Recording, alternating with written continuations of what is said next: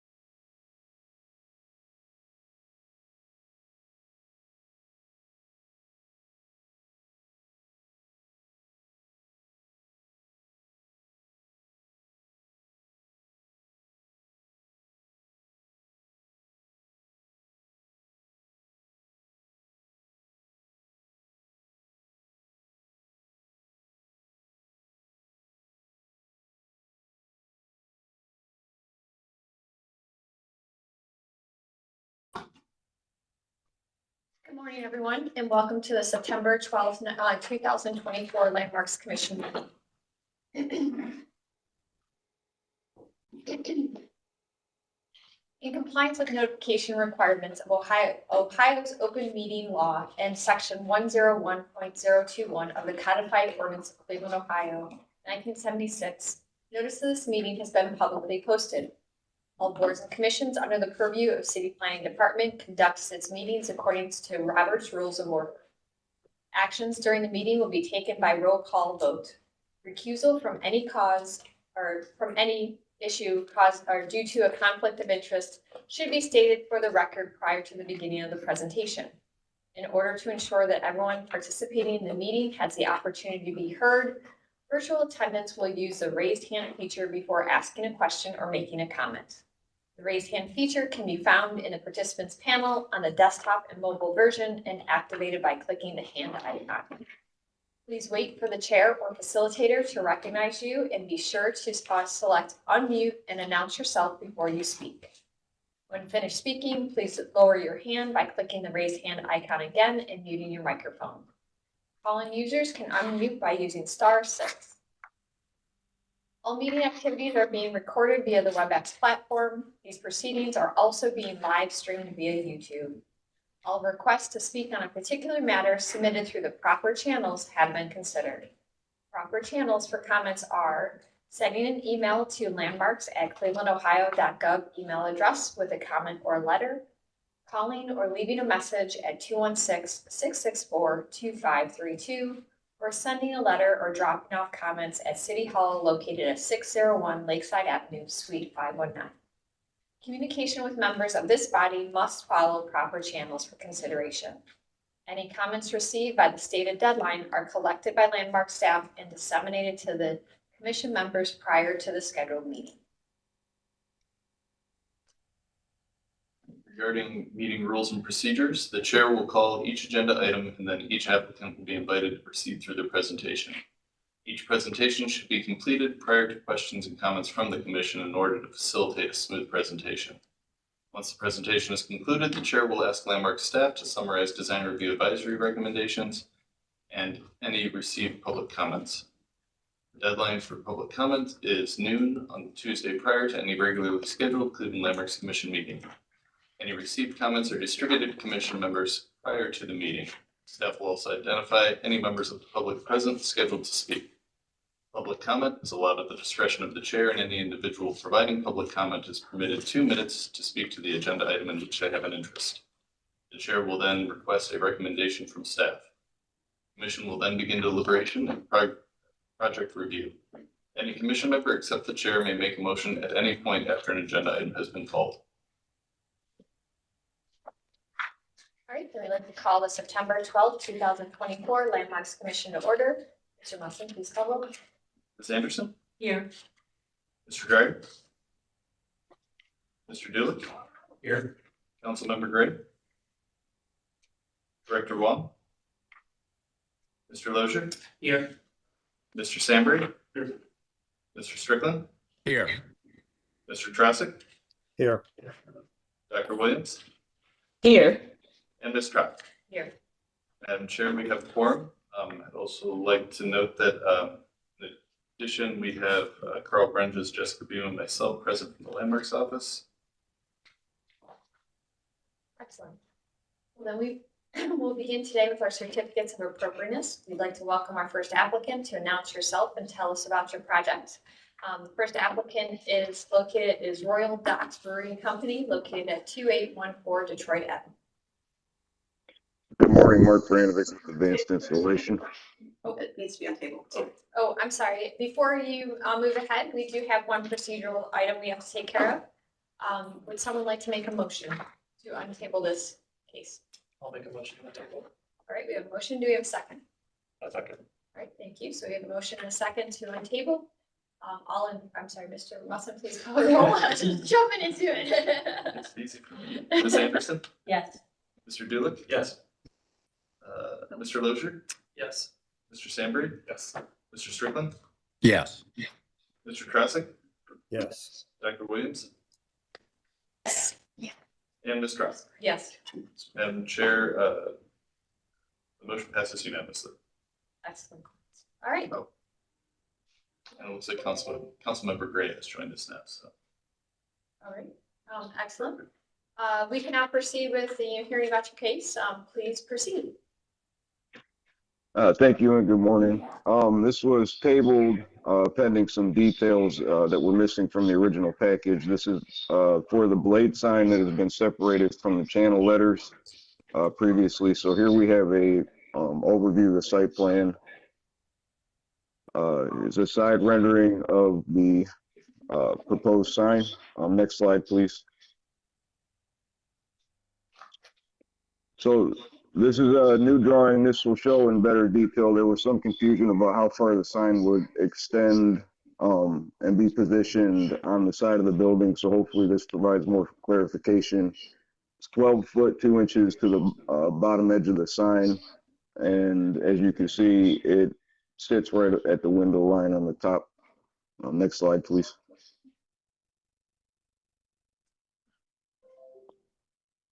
A rendering of the sign, a few details, the mounting plates, electrical details. Next slide, please. And finally, attachment details. As you can see, it's going into the motor joints. I believe that was lacking in the last presentation. So here's a clearer depiction of the mounting method to the side of the building. Next slide, but I believe that's it. Yes. Thank you for the. Oh, I'm sorry. Go ahead. Oh, no, that's all. Thank you. All right, thank you. Then we'll move on to landmark staff recommendation. Thank you, Madam Chair. We're happy with the submission that was given to us. They have reduced it in size. It's the appropriate size for the building. It will still need some variances for size, which can be granted here. And I think it also still needs the variance for the extension because it comes out half a foot too far. But we would ask that we would recommend that a certificate of appropriateness be issued and that the variances required be granted. Thank you. All right, thank you. Then we will move on and open up the floor for the commission for questions and comments. I was not at the last meeting where this was reviewed, so I'd ask somebody who was who attended to comment on the proposal revisions. Mr. Sandberg. Madam Chair, based on our conversation previously, they've made all the changes that we requested. I know everything, all my concerns have been answered. I'm in support of this. Thank you. Any other questions or comments?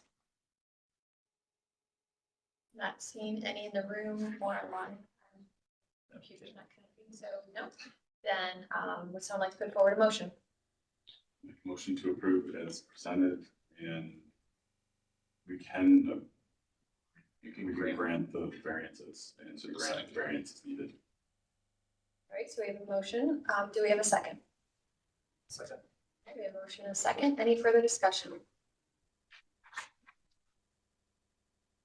Not seeing any. Mr. Musson, please call roll. All right, Ms. Anderson, Yes. Mr. Dulick, Yes. Councilmember Gray, Mr. Lozier, Yes. Mr. Sembry, Yes. Mr. Strickland, Yes. Mr. Trosik, Yes. Dr. Williams.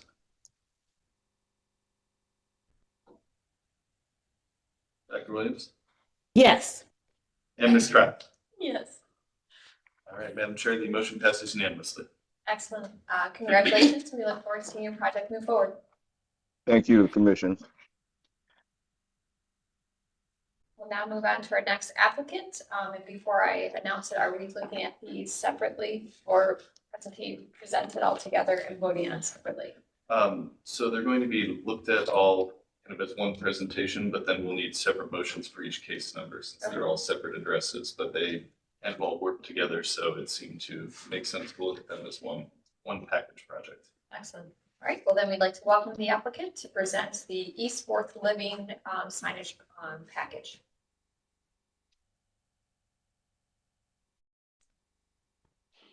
Is Mr. Van? Yeah, hi, good morning. It's Andrew Irucci with RHM Real Estate Group. Our company is a multifamily apartment management development real estate firm. And we've partnered with MRN, who you guys may be familiar with, kind of the driving private developer behind East Fourth and what it is today. So this is all part of an initiative that we're working on with MRN to sort of refresh and rebrand all the apartment buildings along East Fourth. So there's 5 buildings involved here, and consistent with how they've operated for over 10 years since they were introduced to the street through a historic tax credit. These are kind of all part of a portfolio of apartment buildings, which we're sort of rebranding as East Fourth Living. And then each building has its own unique identity, a name, an icon, and that's what we approached Signature Sign with after we came up with sort of a concept and a branding vision for these to help us then convert that into signage. Signature, as you guys may well know, is probably the main, maybe the only group that's produced signage all along East Fourth. So I think they have a really good grasp on kind of the dynamics of different signs and the vibe of the street. And we think they've done a great job converting what we gave them into some really nice, well thought out fabricated design signs. And so as we did with design review, I'll kind of give you a little background on the genesis of these, because there was certainly a lot of discussion about that. We work with a branding company kind of throughout the region. They're based in Chicago, but we tasked them with kind of looking at the history of East Fourth because it's obviously a landmarks district. It's got a lot of history to it. And then the current kind of vibe of East Fourth today, and said, come up with, concepts for names and icons that sort of reflect what has gone on there in the past and what it looks like today. And so they produced a whole list of, ideas about this, but basically building on East Fourth as an entertainment district, a place where people go to, to dine, to drink. Historically, it's obviously very close to the theater district, Playhouse Square. There was always kind of a performance aspect historically and today. There's still comedy clubs, as we all know, that exist on East Fourth. And so they came up with names that kind of played on that, Mez, Mezzanine, Arlo, Parlor, Clove, as something that's part of kind of an ingredient in cocktails and mixology, and that today, the microphone for Mez, the chair as kind of the speakeasy sort of place to sit and watch and imbibe again. And so these have all been sort of built on that, and we feel like do a good job of kind of reflecting the energy of East Fourth. When you live in these apartments, you're constantly taking that in, right? It's always kind of something that you're a part of. And so we wanted to celebrate that and kind of emphasize that because we think that's why people are attracted to it, and why they come to live there. So that's kind of the genesis behind it. Just wanted to give you that explanation, and we can look at the signs and go through, and obviously Bruce and his team can answer any of the details about that.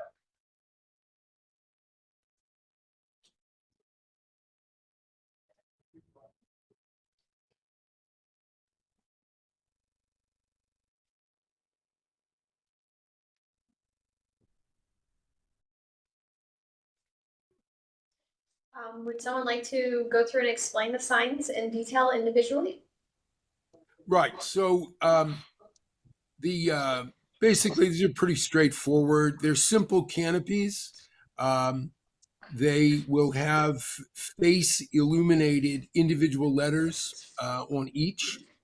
And they'll have downlighting as well as some modest uplighting as well to illuminate the icons that sit atop the canopies. Can you go to the next drawing, please? And the next one. Right, so there's the existing conditions. If you can go to the next drawing, please. Right, so there's the canopy depicted. It's pretty simple. Arlo will be face illuminated trimlets, individual letters. The copy on the face of the canopy will be routed out and backed up with concealed LEDs. And again, there'll be some downlighting and then as well some uplighting of the icon. Can we go to the next one? Right, so there's a more detailed depiction, side view.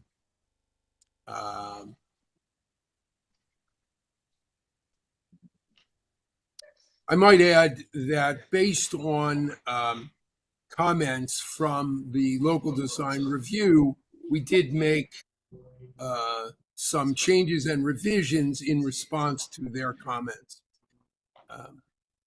Next drawing, please.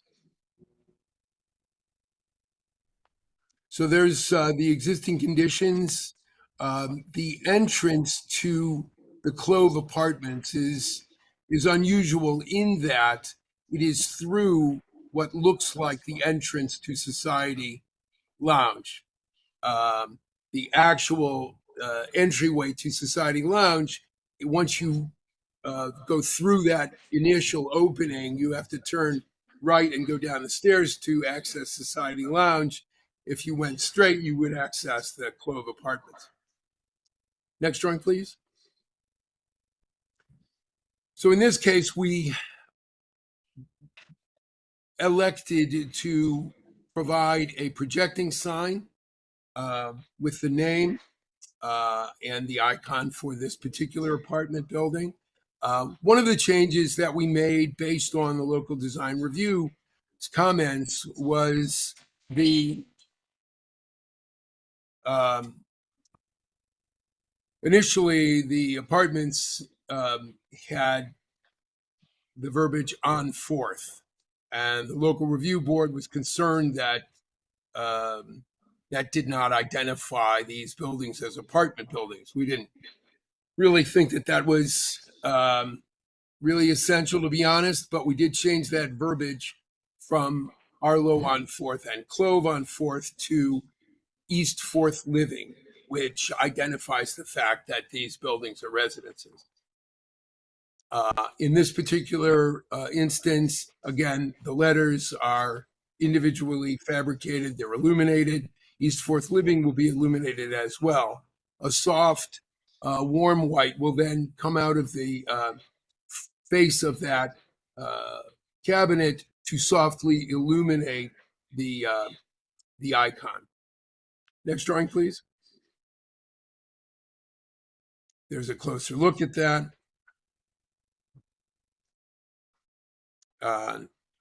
Right, so this is the next one. This is Isla on 4th. Those are the existing conditions.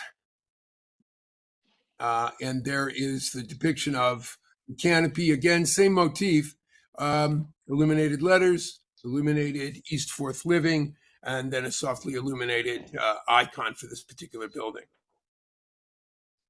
There are your more detailed drawings. This is the drawing set for Mez, existing conditions, again, next to Cordelia. There's your canopy with the icon, sculptural icon. We'll fabricate that microphone. All of these items will be fabricated in 3 dimensions, obviously. Same idea, illuminated letters, simple illuminated front. And finally, the last apartment, existing conditions there. Again, canopy. In this particular case, the Corey on 4th are not internally illuminated, but will be illuminated by virtue of the fact that the wall will be washed with illumination. East Fourth Living, again, is illuminated as well. The theater spotlight, will fabricate that in our shop to look as it's depicted.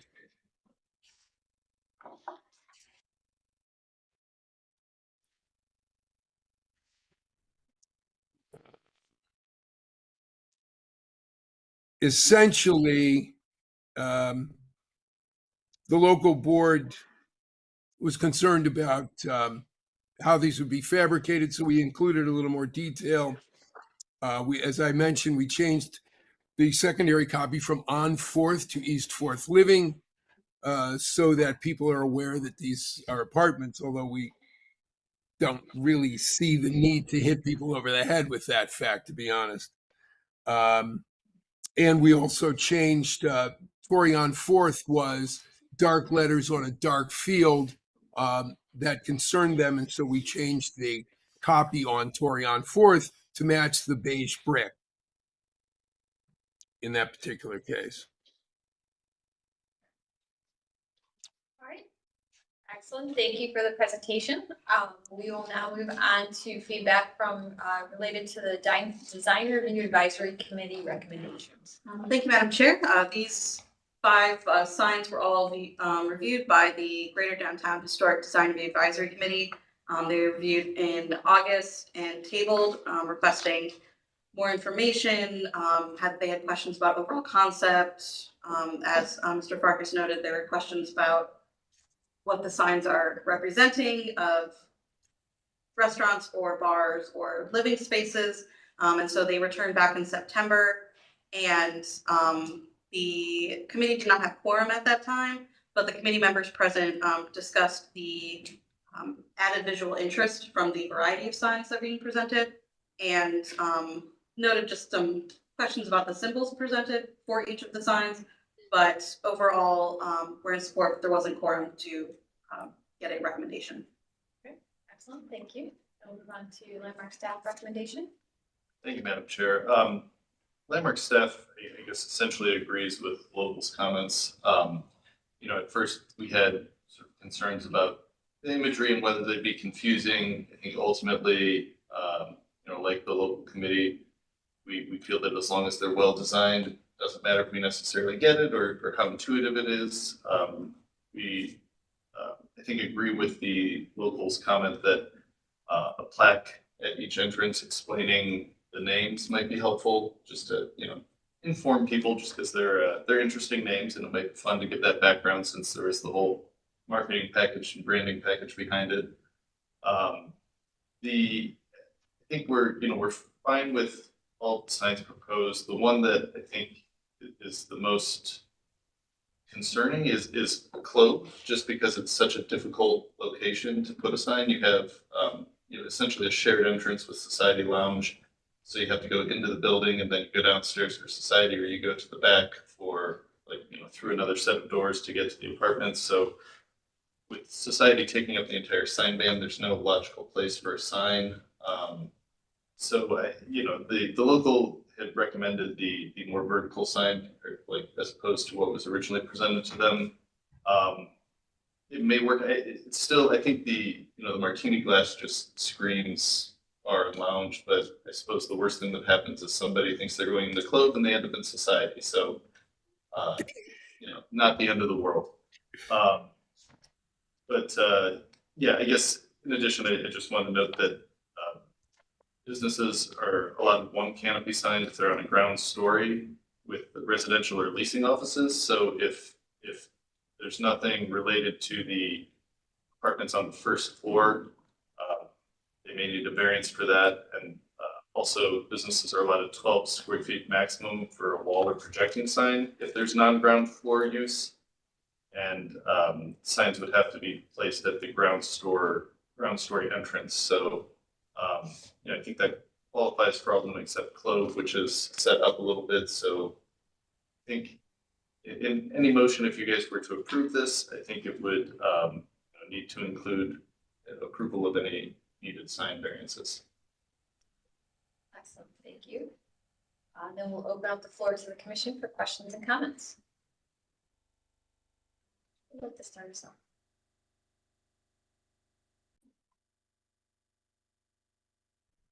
All right, well, I guess I will start.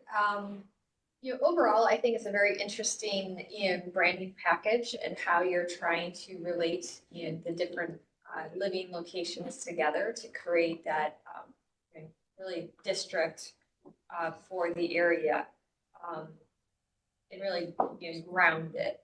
My one big comment is that I personally, because of that, I personally would prefer if they were all the same color rather than having a different color for each location. I think what is unique about this street is the dynamic of all the signage. By having each one a different color, to me, it doesn't tie these together. It does define them individually. And I think we define them individually by providing them their own identity and icon, by what you're putting, not just the name, but the icons and that you're putting above and on these each sign. I personally would prefer if they were all one singular color so that it really could thread all of these together, but then recognize their unique locations by the buildings and their signage. And related to the Clove sign, I would agree. I think that one, the icon is larger than the sign itself. So to me, that does read more like a sign for society than it does the apartments and trying to be, that icon. It's being its identity. I do like the sign, with and how it's designed, but I do would agree with landmark staff's comments that one does feel like it's more for a restaurant than an apartment building. But I don't know, similarly, worst thing that could happen is they can walk in and, right now, it's related to the function that's in there. In the future, it may or may not, depending how, businesses could change. So I don't object to it. I just do see that challenge of it, that it doesn't align. It becomes very foreground and not background related to the other ones. It's more background than foreground. Overall, I'm in support of the proposal for all 5 locations, but that one I'm still, I guess, grappling a little bit with.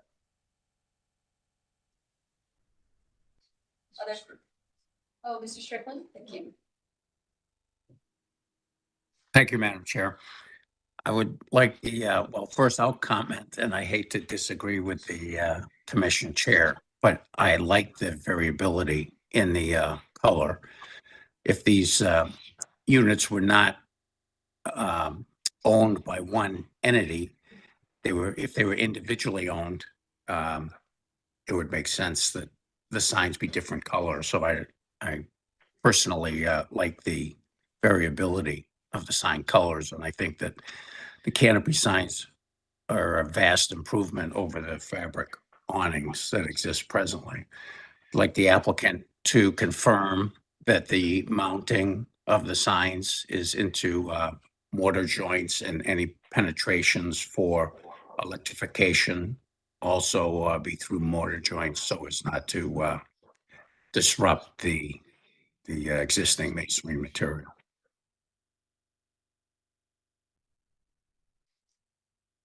You are muted, Mr. Thank you. Yeah, no, yeah, we would confirm that's our intent for sure, All right. as it always is. All right.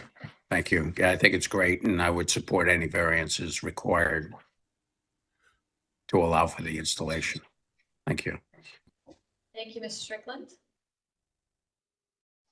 Other questions and comments from the commission? Oh, Ms. Anderson. Thank you, Madam Chair. I think I could go either way on the color. I can see the benefit to having things being consistent, from a design standpoint. On the other hand, having the various colors might be helpful for guests that are coming into the area to visit people. It's like sign. It has the icon, but it can also describe it by the different colors. So kind of, I could go either way on that. But I think they're fun, they're whimsical, creative. I like the signs. Those are my comments. Thank you, Ms. Anderson. Mr. Tarasik? Thank you, Madam Chair. I like the variance in colors as well. The only comment I have as far as colors are concerned, this one's up on the screen right now, as well as if we go back to the one that's on Flannery's, it's by Flannery's.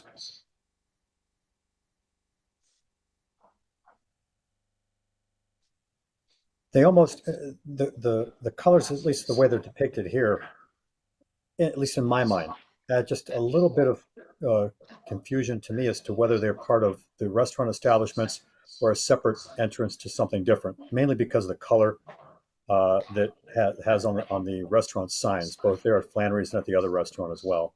That's my only comment on the colors, but I do like the difference, the uniqueness of each one.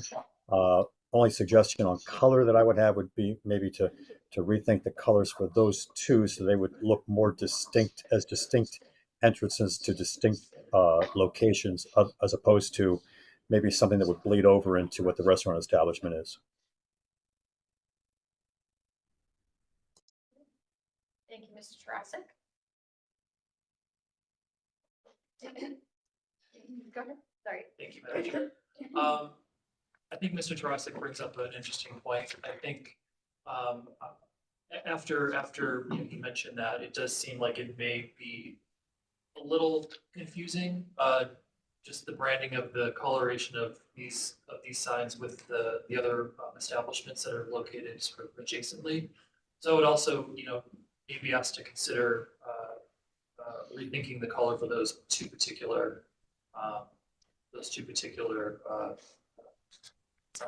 signage pieces.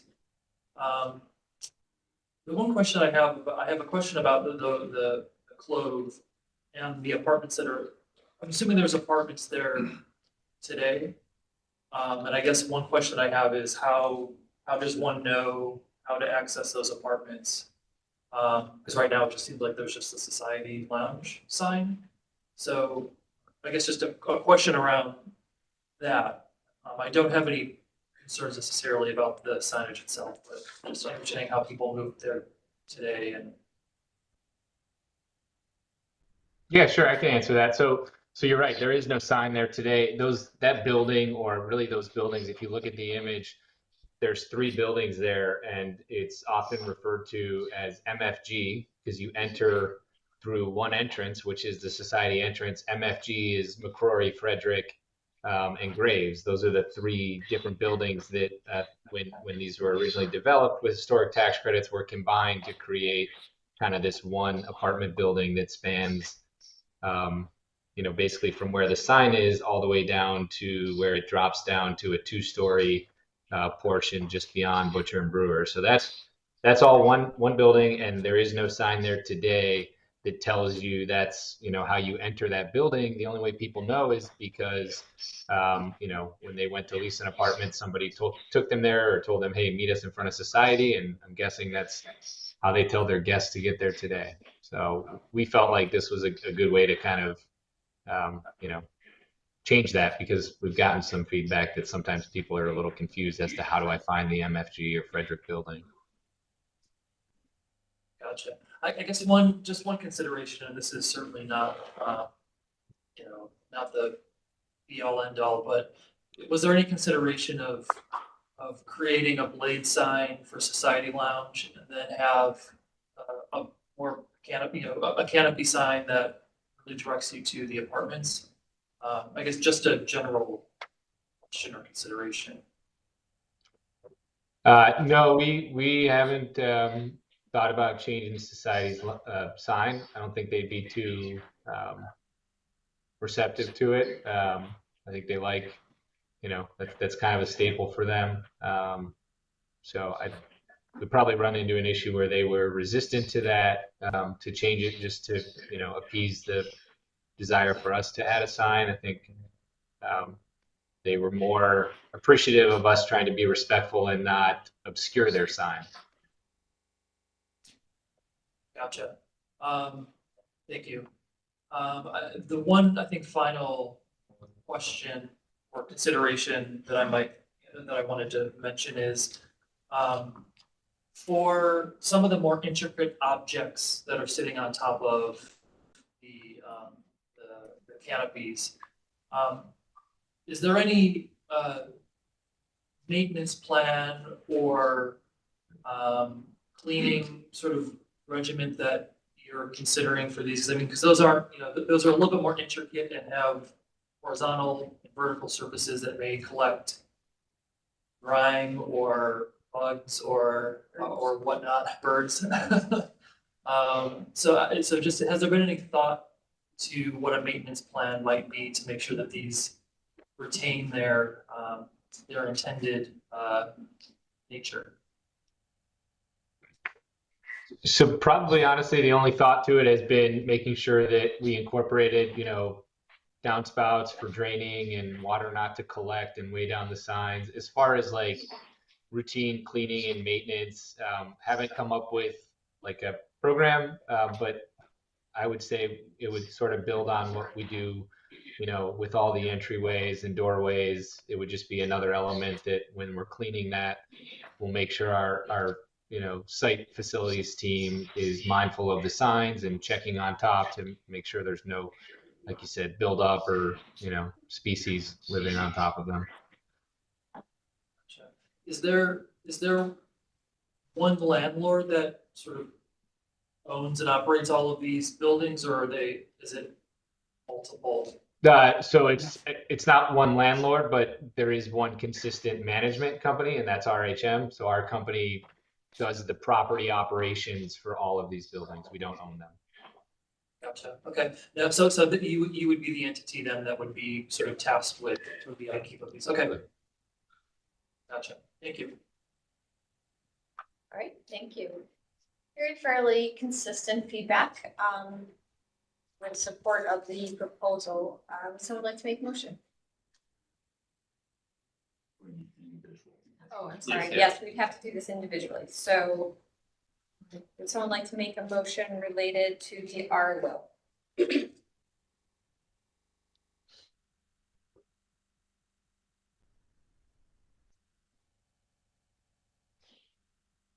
Which is the one at Leonard's. They are presented in alphabetical order, and that's the order that they are, case-wise. So the first one that you saw. So that was the one near the Leonard's. Yeah.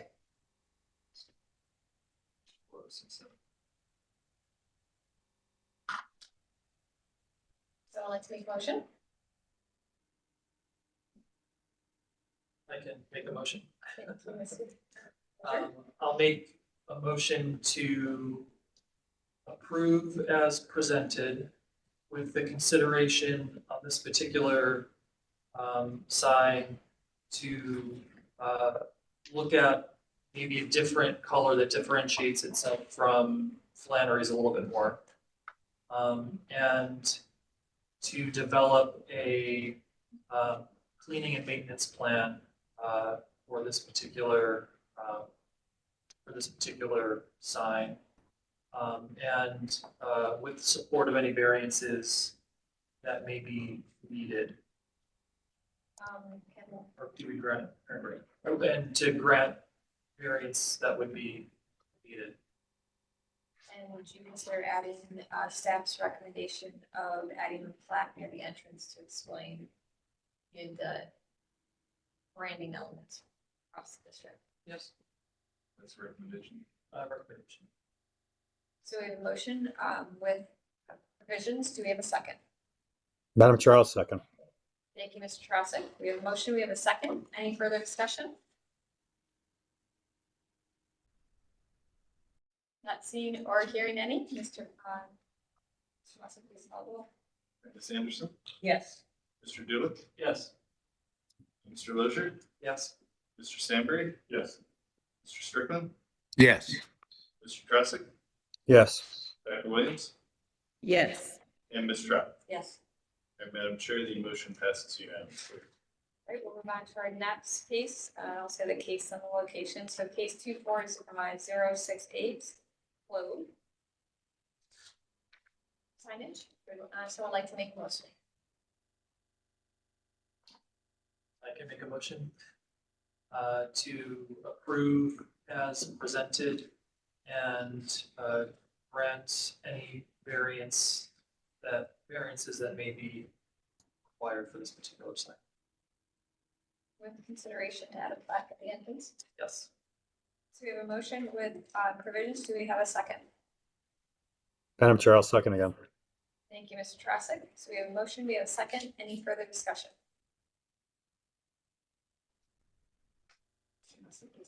All right, Ms. Anderson, Yes. Mr. Dulick, Yes.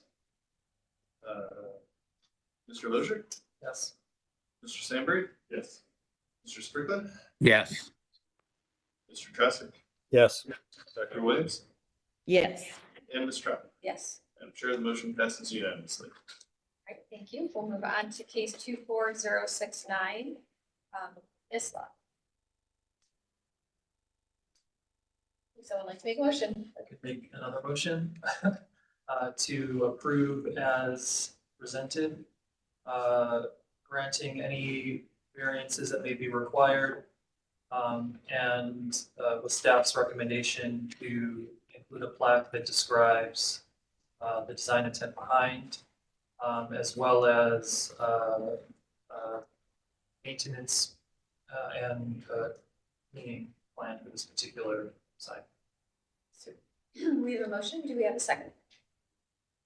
Again, Madam Chair, I'll second. All right, well, Ms. Anderson beat you on this one. So Ms. Anderson has a second. Any further discussion? Not seeing or hearing any. Mr. Muslim, please call roll. All right, Ms. Anderson, Yes. Mr. Dulick, Yes. Mr. Lozier, Yes. Mr. Sandberg, Yes. Mr. Strickland, Yes. Mr. Tressi, Yes.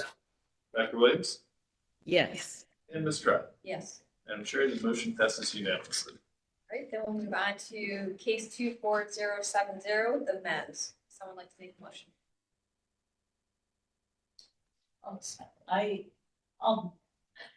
I'll pick it up.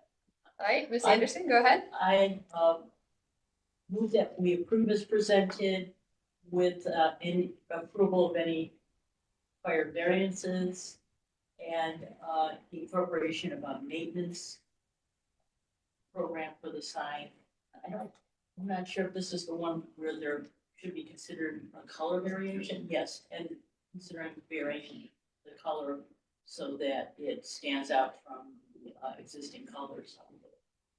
And do you agree with incorporating the recommendation to consider adding a plaque related to the Yes. overall design? All right, so we have a motion. Do we have a second?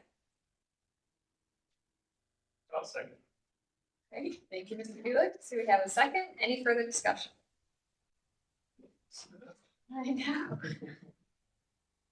right, Mr. Muslim, please call roll. Ms. Anderson, Yes. Mr. Dulick, Yes. Mr. Lozier, Yes. Mr. Sandberg, Yes. Mr. Strickland, Yes. Mr. Tressi, Yes. Dr. Williams, Yes. and Ms. Trout. Yes. Chair, the motion passes unanimously. All right, now we're down to the last sign, case number 24071, the Tory. Someone like to make a motion? I move that we approve as presented with any approval of any required variances and that the applicant is to provide a maintenance program. And consideration to that a plaque at the entrance? And yes, consideration for that. All right, so we have a motion. Do we have a second? I'll second. Thank you, Mr. Dooley. Any further discussion? Just clarification, is the providing maintenance plan, is that a requirement, a stipulation, or a recommendation? It's a requirement, right?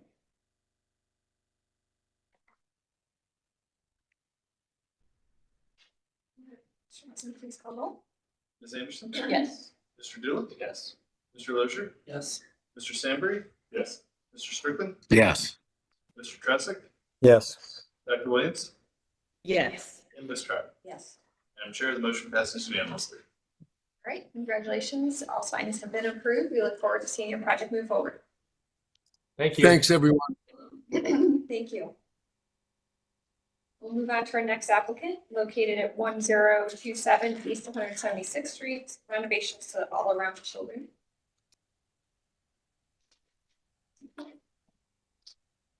Good morning. My name is Tony Stern. Forward, back buttons. Oh, there you go.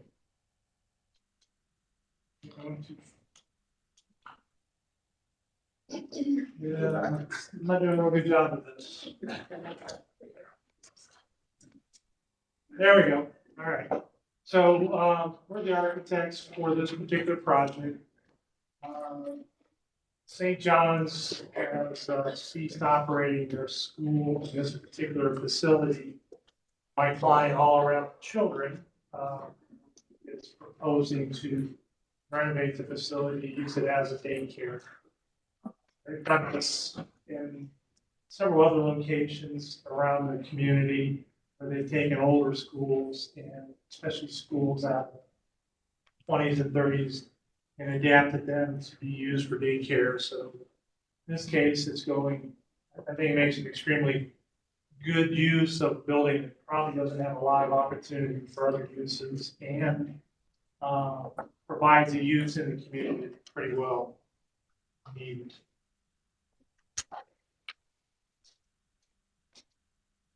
So this is our site plan.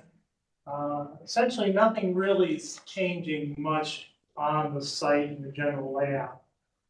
We're going to go ahead and add some striping. You can see that as a plan a little bit later for the parking up front. The area to the south, where you can see some diagonal parking, that actually will become the playground area for the children. But there's really no site improvements to speak of. There's an existing fence that's in disrepair that comes down and the fence goes up around the playground.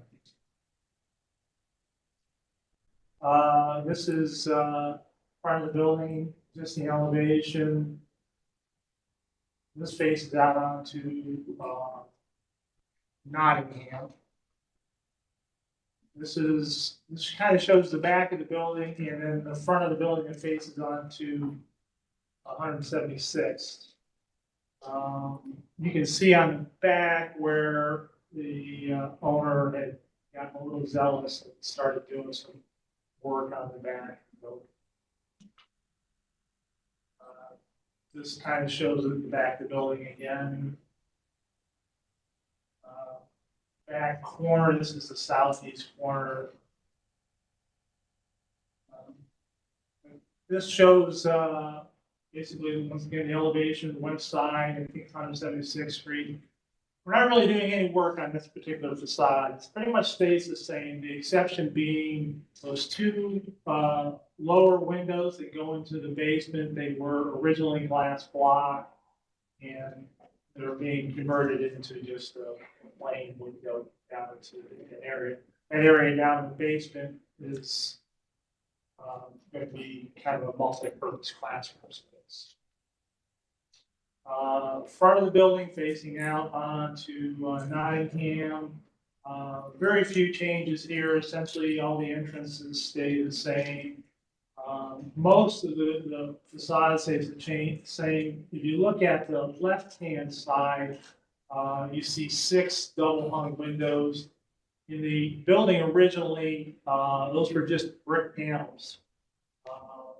Once again, the owner got excited and already took those brick panels out. He put in some fixed panes. Local group asked that we change those out. So those will be pulled out, what was put in there, and we'll put in some double hungs to kind of be consistent with the rest of the double hungs on the building. On the lower portion there are 3 glass block windows. We're taking 2 of those glass blocks out in order to put in some ETAC HVAC units to condition the lower level for that particular classroom. And then you see over there to what would be the right of the central entrance. That central door will become the main entrance to the facility now. There's a couple grills we're putting in. Those will be fresh air grills for the HVAC system inside. The building currently, it doesn't really show on our drawing, but the building currently has quite a few grills spaced around because the building was using a boiler and unit ventilators. Those unit ventilators got their air from grills that came from the outside through the walls. We're getting rid of the boiler system, whole hot water thing, we're going with a forced air system. This shows the west side. This side's very difficult to see from any particular location. It's only about 30 feet away from the property line. It's quite a bit of trees and stuff in that particular area. Once again, we're not really doing much on the portion to the right, which is the portion that kind of sticks out in front. That's actually in addition to the original building anyways. But you can see where we've added 4 grills, which are 4 ETAC units to service those 2 classrooms. Essentially, that little section to the right has a classroom like this level. And then to the left, you can see a ramp that we're installing. So as part of what we're trying to do, the main level of the building will be used for younger children. So when we have children 30 months or less, we need to provide a direct means of egress out of those classrooms. So the back side of the building will encompass this ramp element. And then you can see here along the back side, you remember in the photograph where he had kind of gotten ahead of the game and started to put some openings in. We've got essentially 5 classrooms across the back. So we'll have a platform that they'll be able to exit out onto that platform and take a ramp down the grade. So that brings us into compliance with the code.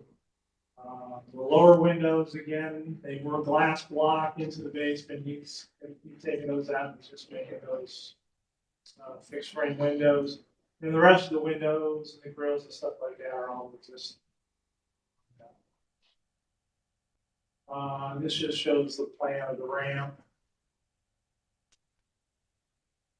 Just some details of the ramp so you can see how it's constructed. This shows our proposed site plan. Once again, we basically just added some striping to the parking lot in front for the cars. And then in the back area where the ramp is attached, adjacent to the ramp, will be an area that he developed into a playground. This is our lower level plan. So inside, the layout of the building stays pretty similar to what it was originally. The original building is that main block to the right, and then there was an addition put on. Don't know exactly when the addition was put on, but you have that left or east stairwell and that classroom. That was an addition that was put on a later date. Building currently basically just has a hallway that runs along that north side between the 2 main stairwells. So that pretty much stays the same. So we have just a kitchen, improved bathrooms. This is a multi-purpose room, primarily for older children after school, things like that. This is that first floor where we have to add the doors for those classrooms to provide the access directly to the outside. That's required essentially for children 30 months and under. And then our upstairs, the existing building upstairs had some, like a little library area, and like a staff area to the right. And it was kind of an open combination gymnasium. So that's getting broken down into, 3 new classrooms, and then we have the existing classroom all the way on the side. Part of the project, we're gonna go ahead and try to clean the building up, clean the administrative office, seal it. These are some of the products we're gonna be using. On that backside, where we're putting those new entrances in, based on the direction that we were getting from the local group. Originally, the building had, all the original windows have been taken out, and they had put in smaller windows. And everybody's doing their energy saving.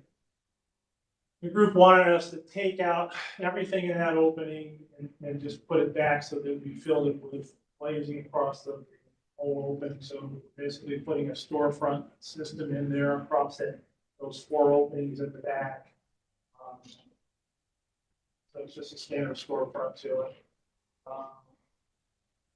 This was in here because we had initially some ACM panels. The reality is now, as I think about it, we don't even use these ACM anymore because that's all glass now. This is all we're really proposing to do for the handrails on the railing system. It's an aluminum system, simple, pretty nondescript, just done in the bronze color to it. And then the windows he's using, he has a Amish guy over on the east side that does vinyl windows. So we're basically doing a vinyl window system that's a dark brown color similar to the current. And then fence wise, the existing fence will come down. We're just gonna put another chain link fence up. It'll be a black chain link fence. Nothing special about that. Pretty simple project. All right, thank you for the presentation. We'll move on to Design Review Advisory Committee recommendation. Thank you, Madam Chair. So this was reviewed by the Greater Northeast Historic Design Review Advisory Committee. It did go to that committee 3 times, and so I do want to give a little bit of background about the evolution of this project, because as noted, there was work that was completed prior to any review, and so it had a lot of evolution through the design review process. It was tabled in June to provide time to submit elevations and updated information and images. There wasn't really enough information for the committee to make any determination at that point. They came back in July and then were tabled to kind of make some adjustments discussed with the new windows and doors. One is that they were replacing what was paired windows that were surrounded by aluminum infill in what was a larger opening. And so they wanted that to kind of have more fit in more because the doors were already cut, the masonry was already cut below that, and so kind of mitigating that change. And then they returned back in August for the kind of final review where they were recommended for an issuance of certificate of appropriateness with conditions for the south door and windows configuration to be complementary to the historic character of the building. So that's what's presented today, is kind of the response to that. As it went through its changes, kind of just outlining the changes that the building went through, we've got work that was done at some point prior to any permits or review. This was the west elevation where you can see the basement windows were changed and one of the upper windows. And as noted, this is not having any other changes on there. On what they're using as their front entrance facing Nottingham, there was work that looked like it was being done that was then removed. There were complaints entered, and so returned back to its pre-condition. So this is the elevation that was proposed in July, which showed that they originally went to kind of raise that front entry door to have more uniform level. The Design Review Advisory Committee advised against that because that's a huge change to the front of the building. The entrance is where it is, and so they recommended making those kind of changes for flooring some on the inside of the building or looking at alternate ways to have a first-story entrance. And then as noted, the windows or the brick-in portions of that far left side of the building were replaced with stationary windows, and then they're proposing to put double hung that would match the other windows on the building. You can kind of see here that evolution of brick in sections. This building was built in the 50s-ish, and so I don't have historic photos of that to see exactly what was in that spot, if anything. The brick that was there is pretty close to the brick on the building, so we're not exactly sure, but they're proposing to put in windows. And the design advisor committee was happy with this proposed change from the kind of just plain glass windows that are in there currently. On the, what we're calling the back of the building on the south, originally it didn't have any entrances, it's all windows. You can see how they were kind of paired windows on that ground level or that first floor that were then cut into to create a door access, which is needed for the daycare use. And then the basement windows were changed out. And there we go. Also, like the southeast corner, which is very hard to see, doors were added that also add into that whole ramp system. And so with this is where most of the conversation was. And so in July, they came with proposed just with the doors there and proposed the aluminum infill to match what the rest of the building had. And then came back in August as a result of that July conversation to show that the doors had been shifted with side lights and like a transom light added to fit the same size and portion as the remaining window. And that kind of sparked the discussion of, you've already made these changes, why not go back to the full opening and not have any of the aluminum panels, because not that great of a look on the building at present. And so that was kind of that conversation of trying to figure out a way to fit the character of the building to minimize that infill and kind of work with the situation that we have, which is there are doors there, they need to have doors there. And so what ways could the committee kind of work with them to have that change that fits their use as well as is more appropriate. And so that's kind of where we got to where we are today. All right. And then back to that recommendation.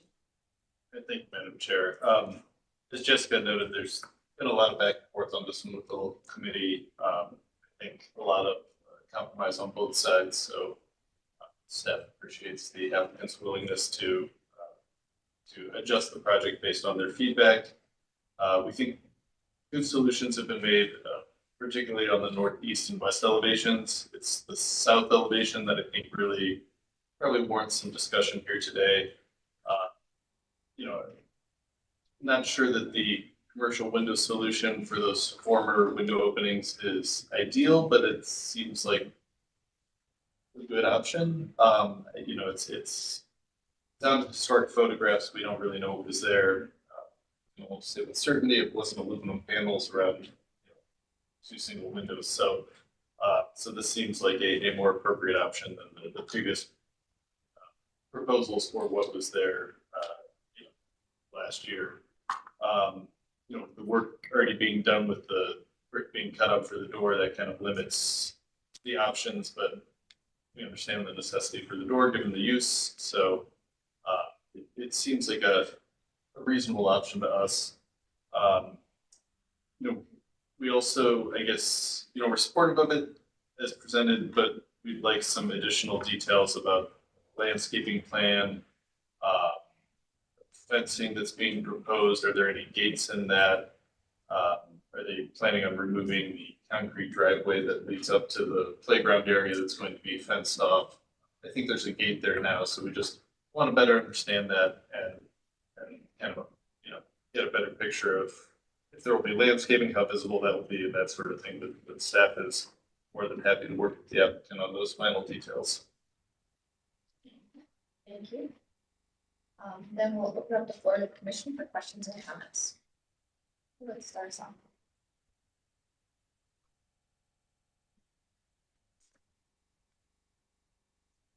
All right, I will start us off then.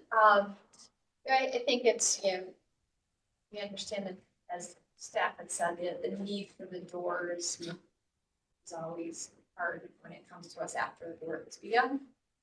but now we're trying to piecemeal it together a little bit. But I do personally prefer the storefront option over the metal panel option as previously presented. I wonder if the addition of buttons to the storefront would allow it to blend better with the windows and the buttons that are currently there, so it doesn't feel so starkly different than what is there. What color of storefront were you proposing? Medium lots. Right. That's helpful, I think, unifying materials through colors always, helps. Vinyl windows are not usually acceptable on the front elevation, but we're not placing front elevation windows. We're doing those 6. Where it was a brick panel originally. So he's gonna put a double hot window in there. Supports. Oh, so that's the front. I assumed it was the. Yeah, so that's one of the fronts, right in the corner there, so. So the original building's from like the 1930s, and probably the addition was in the 50s. I really don't know. Brick infill, I think that was built that way. I don't think that was, I think they made an effort to make it look like it was windows, but they just. Sure. So he wanted to turn it into windows. I'm not usually a big fan of the vinyl either. Yeah.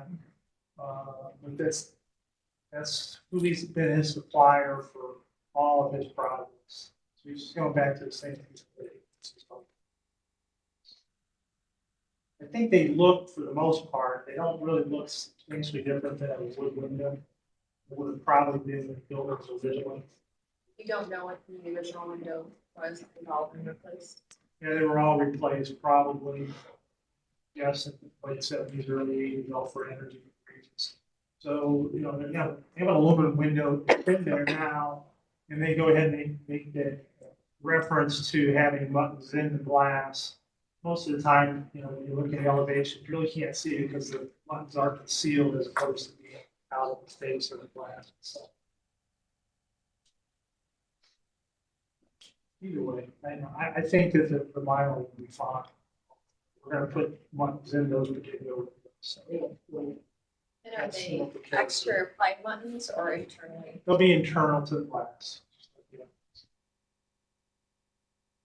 So I think at the front elevation minimum, we usually require if vinyl, if we do make the exception to allow vinyl on it, in either window, buttons to be applied to the exterior so that it reads appropriately in. That'll be different than all the other windows that are there.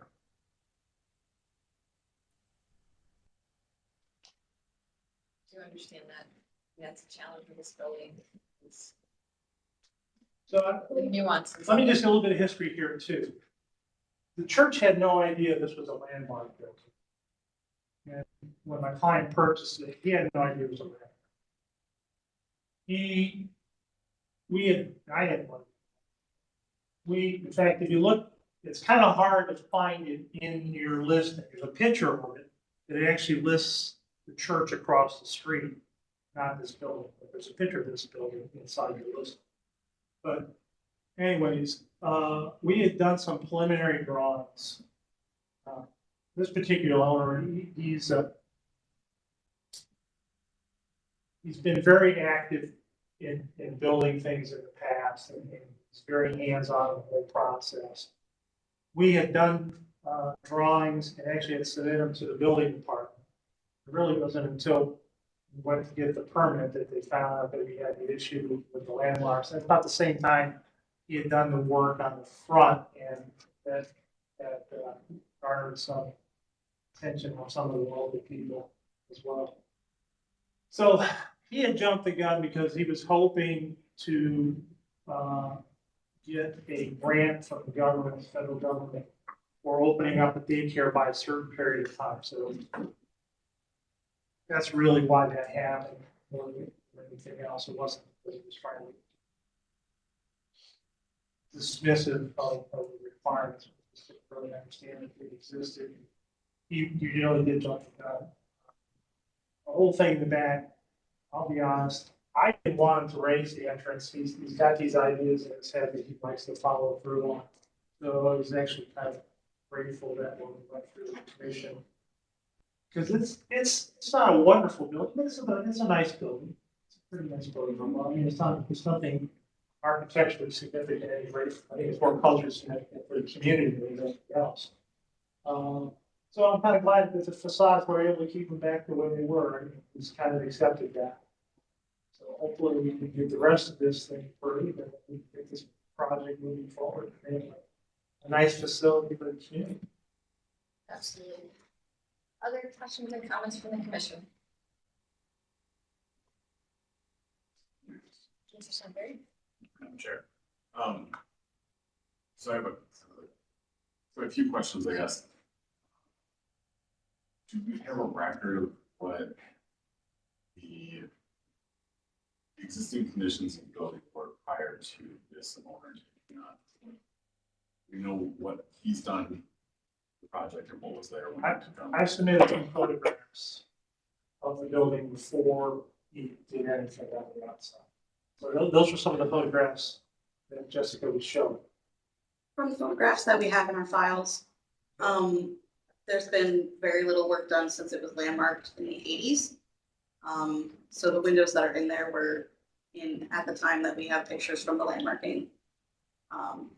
And so there's very little information about what it was prior to. So as part of this application, are we approving the work he's already done? Yes.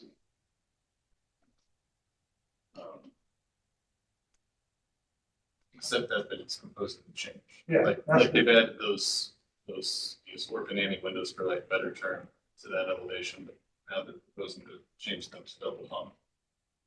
So I guess if we're being asked, we're being asked to approve the work he's already done, do we have a clear understanding of what he has done? On the exterior, from what we've seen from all of the elevations shown, the condition pre-work is what it was prior to him touching it. And then everything else that we've identified is the changes that he's made. So there's been some doors cut in the southeast corner. There's been the doors cut here. There's been the windows replaced at the basement level on the west and the south elevations. And the windows cut in or installed on the north elevation. Any other work that they were doing, like the raising that staircase and stuff, that's been removed. And it's just gone back to what it was before they started. So I think we have a good idea of what has been done so far. Jessica covered it all. Yeah. Yeah. Well, we can tell from the exterior pictures, because we do have pictures of all four sides plus that one weird corner. That's pretty clear what work has been done on it. And then proposing to kind of change some of the work that's been done. Obviously the doors on the south elevation, but some of the windows that were installed on the basement level are proposing to stay as they are in their current condition. So I think as part of my recommendation, I think it would be helpful if the existing condition drawing set was submitted as well. So it's clear what was existing on the building when the project was taken on. So what is being proposed in total. You start with the sides. Those stuff, yeah. I think that can be submitted to staff with that as part of the motion. I have a 2 and 4-year-old, so I have a couple of questions just related to what I think they would get into. Is there any kind of barrier stopping the kids in the playground from getting up to the windows that access the basement? I don't know if that's a code requirement, but I think it would be a good idea to limit access. And the other one is kicking out the windows and then pulling through these windows. If that's a possibility. That's something that may need to be thought through.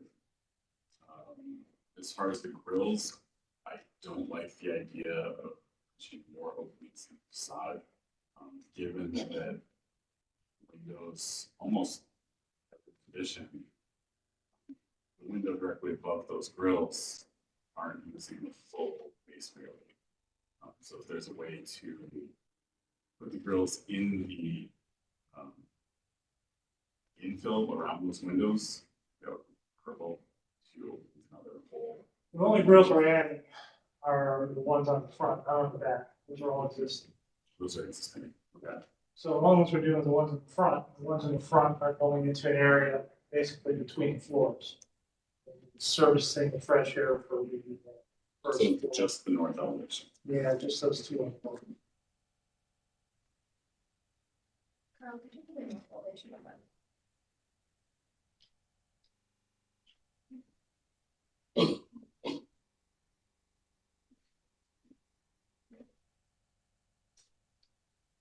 Yeah, those two are kind of in that little area that's recessed back. And those would be bronze color. I guess that means like, were the grills placed as part of this project, or were they placed prior to? Those grills are for this project. They were There's nothing there currently. If you look at the facade, it's just, the ones on the other facades. all the other facades, those are all original to the building. They service, they have unit ventilators, and service air for those unit ventilators. You're reusing those vents. No, we're closing the lot. Another question, you have signage on north elevation, is that something there's? We're not proposing the sign right now. He's in the process of possibly changing his logo.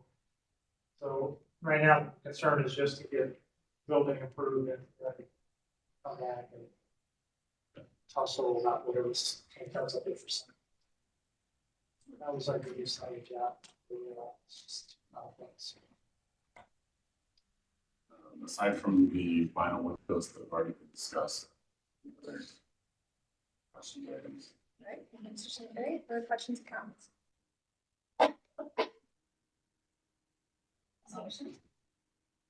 I have more comments, but regarding the doors that were installed.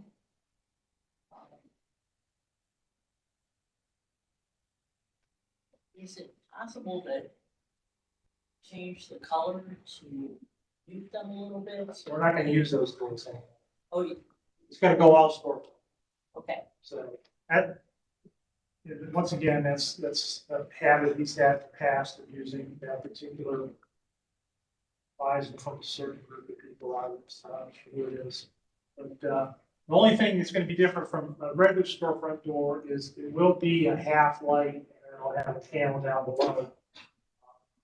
Primarily just because kids come up and touch the glass and stuff, so the lower portion will block off the light and just. So they'll be the bronze like the store. It'll all be bronze, yeah. Any other questions, Ms. Anderson? That was- Other questions and comments from the commission, or would someone like to make a motion? Mr. Miller, please. There's questions. So just to clarify, the only new double hung, sorry for asking that question again. The only new double hung windows are going on the north facade to replace the single sort of. Yeah, the fixed glass that you put in. Yes, so that's the only, those are the only new windows that are being, double hung windows that are being installed. Right. Okay, and then the storefront is on the back facade. Okay. We're, bringing up the comment that Mr. Sandberg had mentioned about, the south facade and kids, being able to get up close to those basement windows. I guess the question that I have is related to the ramp itself, and is there anything that's limiting kids from going under that ramp? I would suggest maybe that something should be installed so that kids aren't able to get under the ramp, which may help with access to those all but maybe one of those space windows. I mean, I see, I mean, that's in different areas, those are knockers and kids can hide and get lost or not. So that may be something to take a look at. The new grills that are being proposed on the north elevation. I also too am wondering if there's any other opportunity elsewhere to locate those, like there's an opportunity on the rear facade to either have additional openings there or reconfigure or reutilize those existing to be able to provide fresh air, into the space you're looking to Yeah, I don't think I can access the existing grills because they're basically above the floor. Right. But I can try to go ahead and run ductwork instead of to the front, to the back, or the building. Yeah, I think if we can minimize the work that happens on that primary facade, I would be more comfortable with that. And I think other than that, I think those are really my only questions and comments. I would support landscaping sort of site work plan to understand kind of all the work that's needing to be done. Because I mean, looking at the asphalt in the back and in the parking lot on the sort of the front side, I mean that there's some work that clearly needs to be happening there too. And I don't know. It just seems like it's just sort of existing pavement to remain, other than the new striping. Yeah, there's no landscape. That would be something that I think would be helpful for us to also see if that's something that is submitted to staff. I think that would be helpful. You're talking about landscaping around the foundation on the front of the building. I mean, right now, the asphalt pavement goes right to the property line. Much of it place, I guess. Yeah, I guess the question is more about, one, will you be doing any landscaping? And the answer would be no, we're not doing any landscaping. But I think that the existing condition of, the existing condition of the asphalt itself, cracks and grass growing, in the cracks, I think benefit from being addressed if there's this investment that's going into the project.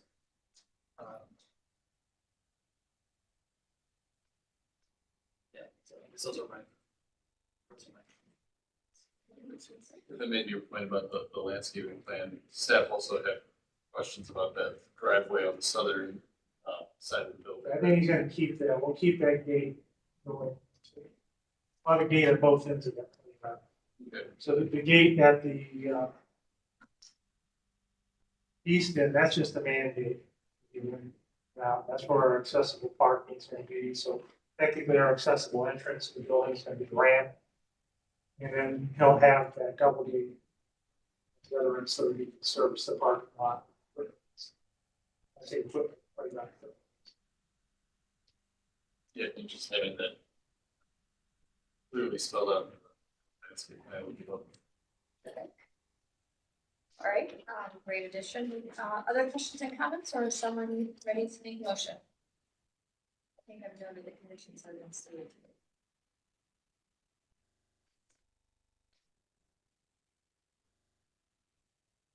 Someone like to make a motion?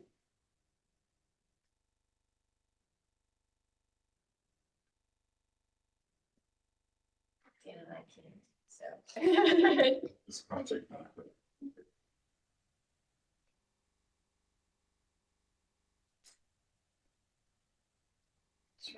Having gone to local times, I don't know how much more we get out of people.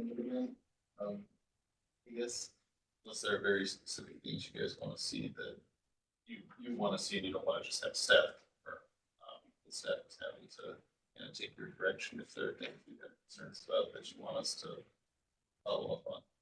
So I can read the conditions or that, and I've noted that people have said, and we can make that determination. I think I lean towards what Mr. Musson said is, the items that I've heard that people have stated were a landscape site plan submitted that indicates parking, fencing, and any new work related to the site versus existing conditions. The existing elevations submitted indicating the original configurations versus the new work that could be in place or new to be replaced work. Returning for signage approval, additions of and material, it could be a fencing, railing, or to be determined by the architect under the ramp for safety. Then grills relocated from the north elevation to the south elevation. Those are the items that I've noted that people have mentioned. I personally feel that those could be reviewed and confirmed by staff. But if there's somebody who feels that they need to see this again to just confirm that those are happening the correct way, then it'd be appropriate. So that would be my.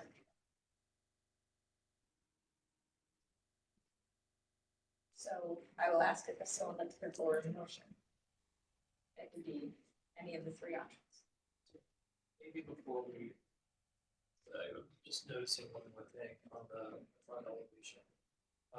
The grills that are the new grills that are being added in the in the basement level, the sort of east side. If there's an opportunity to, instead of locating those on the primary north facade, those could be moved to the south. So That was the last item that I had mentioned. So yes, I think that's appropriate. Yeah, I'll see what I can do. South. I put it there because it's an existing opening, it's easy to put in location. There's just a glass block there. So I didn't really think it diminished anything by that particular facade. I can try to move them around. There's a reason I didn't put them on the way, because I had the other ones upstairs in that location. There was a reason why I didn't do it, but I don't recall exactly why I didn't put them on. yeah, if those could, maybe not the south facade, but it looks like there may have been some It'd be on on the the east. east side. There's the openings there, but like I said, there's a reason I didn't do it. Can't tell you why I didn't do it. Maybe just because I thought this was a simpler solution. Actually, yeah, so that would be my other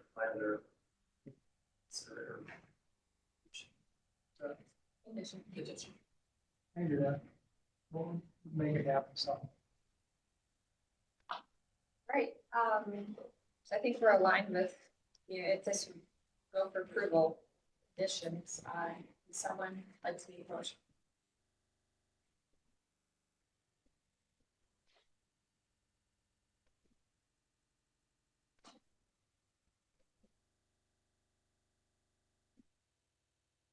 I'll ask again, someone like to make a motion to move this forward. It's either for approval, disapproval, or tabling. Those are the three options that are here, but I think we do need to make a motion to move and give the applicant feedback. So,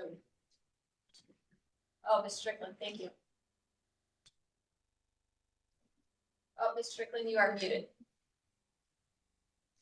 Okay, thank you, Madam Chair. Yeah, I would move to approve the project as presented, including, yeah, I can't list all, I haven't written them down, all the stipulations that you outlined, but I would be fine with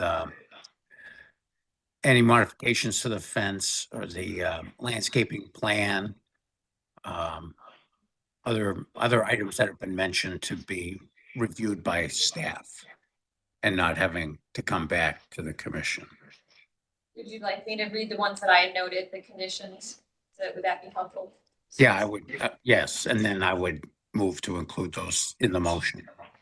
Okay, so the conditions that I noted through our discussions were the submission of a landscape plan indicating fencing and any modifications to the site. Existing conditions, elevation indicating the original condition of the building versus the proposed work. Returning for any signage approvals.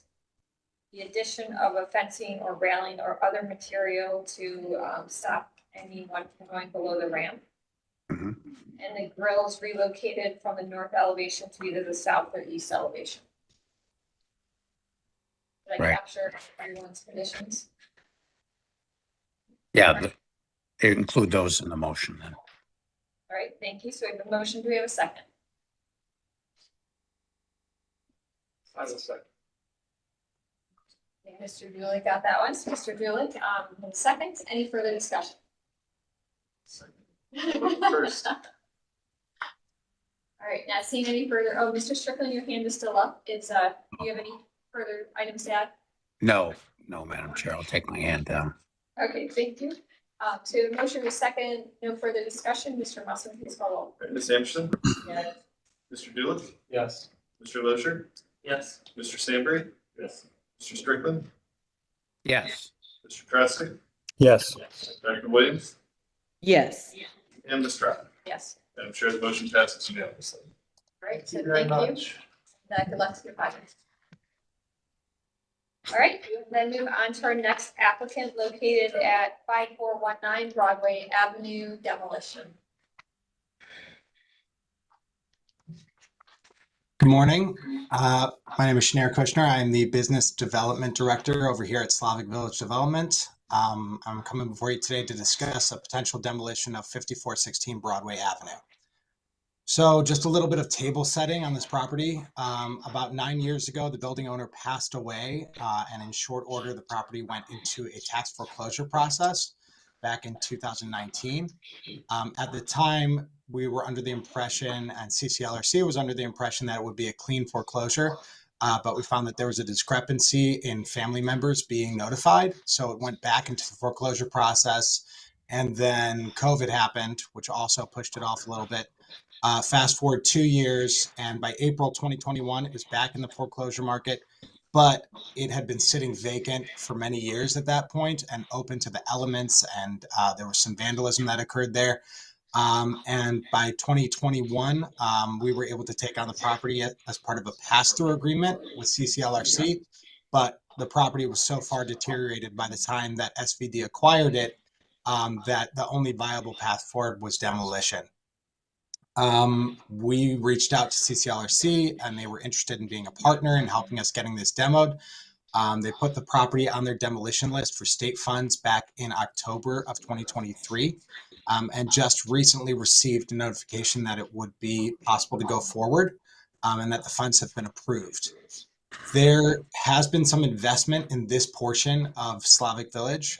There was 5115 The Rising with University Settlement and NRP Group. And then we've also had the Carnegie Library, now called the Darrell Arts Center, where the owner has invested over $500K into the area. We have the Olympia owners committing to a redevelopment of their property, or rehab and renovation. So having this building demolished does open up some avenues for potential development. We believe we might have some end users already. And I think it's just important to recognize that this property is so far deteriorated that to bring it back into good use would be extremely difficult and expensive. This is just where we're at. We're between Barkwell and 55th on Broadway Avenue. Next slide, please. So here are some exterior pictures. You can notice that some of the windows are broken. Behind this picture, there's actually some more broken windows. This was part of an art project from Rooms to Let in 2021, where we were able to activate the outside of the space, but it's very deteriorated underneath. Next slide, please. So we weren't able to gain access to the building for this site visit, but if you see in the top right, you can see some light coming through the ceiling. That is evidence that the roof has partially collapsed and that there's water coming in regularly through any storm or rain events. You can also see in the middle picture that the foundation is starting to separate and pieces are removing from the front of the storefront. You can also just see generally that it's pretty much open over there. Next slide, please. This is the side. There was an emergency demo right next door that seemed to have taken off a portion of the side of the building, but that's also open to the elements as well. As you can see, there's pretty much just a couple of old pieces of furniture that are blocking folks from getting inside. It's very far deteriorated and starting to sag in the center of the building, potentially looking like collapse might be imminent. There's also the back where you can see the old loading dock. That was where people used to get in. It has been secured, which is why we weren't able to get inside, but it's still in pretty poor condition. You can see the roof sagging over there and collapsing in. Next slide, please. Just some more pictures. You can see some more foundational rot on the far right. There's another entry point that looks like it's covered by board and also some weeds, and just some more interior pics that we were able to get from the outside on the far left. Next slide, please. That is what I've got for you, but I do have a little bit of an update. The advisory committee mentioned a couple of different things that they wanted us to go through. So there were some recommendations for that they wanted us to make sure that we would approve. And I just wanted to mention that I spoke with CCLRC, and they mentioned that they would be able and willing to work with us on all three of the major points to make sure that this demo is viable. And I just wanted to make sure that that was in front of the committee. Excellent. Thank you for the presentation. We'll move now to Design Review Advisory Committee recommendations. Thank you, Madam Chair. This project was reviewed by the Greater Cuyahoga Valley Historic Design Review Advisory Committee in September, or this month, I guess, last week, September 3rd. They had a lot of discussion about the building, about the condition, and the integrity that the building has lost, some integrity that is still left there. There is granite inlay at the entrance that remains from the original use, and damage that was made to the building or visible with the demolition of the corner building that was done with a 4-foot demolition by the Department of Building and Housing last year. And so they had concerns for continuing damage to buildings when you take one down that and then opens up either a party wall or the existing wall of that building to either cause damage from the demolition or continuing damage. And so they, noted concerns with just the slippery slope of demolitions in general. And one of the committee members was actually part of a review in 2016 for that building. He was actually able to go inside at that point and noted the rough shape of the building at that time, which was, quite a few years ago. And so ultimately in their discussion, they did recommend for the issuance of a certificate of appropriateness, but with some requirements for a protection plan for the neighboring building to be submitted to make sure that there's no continuing damage of buildings on this block, for a salvage plan for items of interest either on the outside or inside of the building. There is, that granite inlay in the front. There is interesting signage on the building. And they also wanted to have a temporary condition plan for the site submitted that is not surface parking. And so they understand there's future development plans, but they want to know what the kind of temporary use for that lot is, if there is something for the temporary, and specify that they did not want to see surface parking in that area. Thank you. We'll move on to landmark staff recommendations.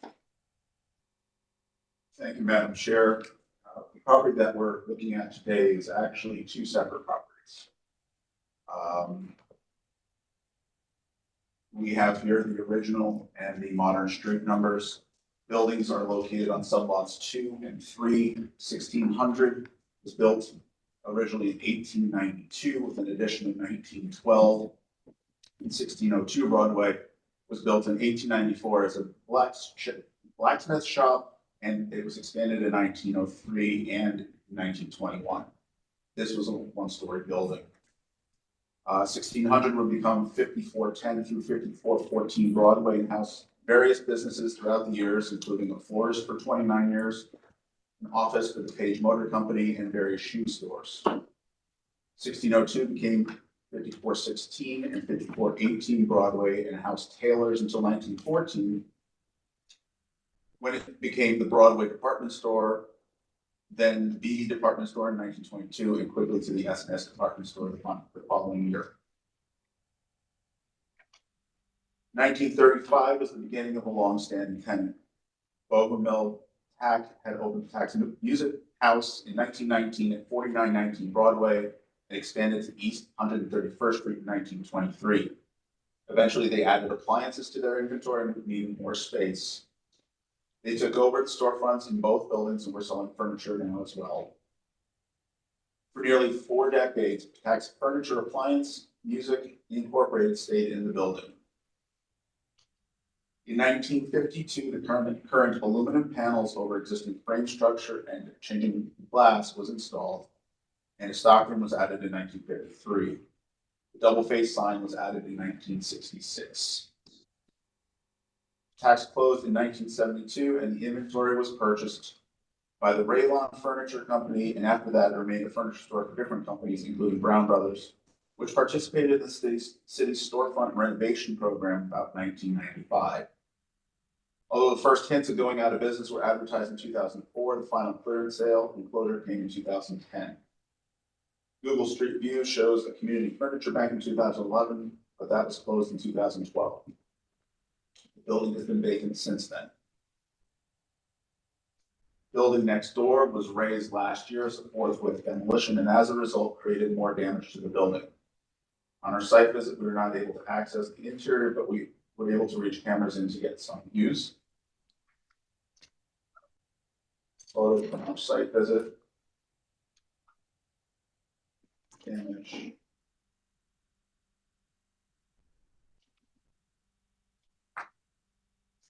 Interior. The creation of the storeroom in 1953 closed off the last open portion of the building, which creates that interesting interior space towards the rear. The building is considered non-contributing to the National Register District due to the extensive renovations. However, likely because of these renovations, there wasn't much research included about the building. Because of the tax association with the building dating to 1935, and since more time has passed, perhaps the period of significance needs to be altered to their closing in 1972, making this a contributing structure.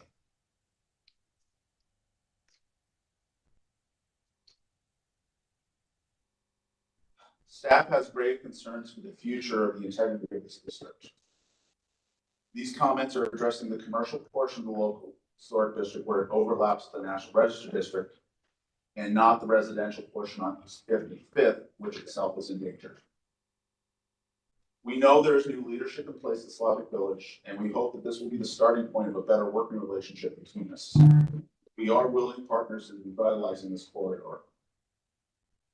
The district was added in 1988 to the National Register and became a local district in 1990 with expansion in 1991.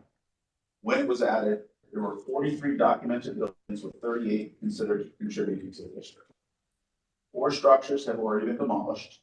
After a walking survey of the district and additional research, 14 more should be considered threatened, while others require extensive restoration work. We will most certainly see more demolitions in this district, as there are some buildings that are too far gone to be viable. A few have city demolition records open them already, which is starting that process. There are others that will need to have overinvestment so the integrity of the district can be better maintained. A good portion of these buildings in this district have not had any exterior work done in over 2 decades.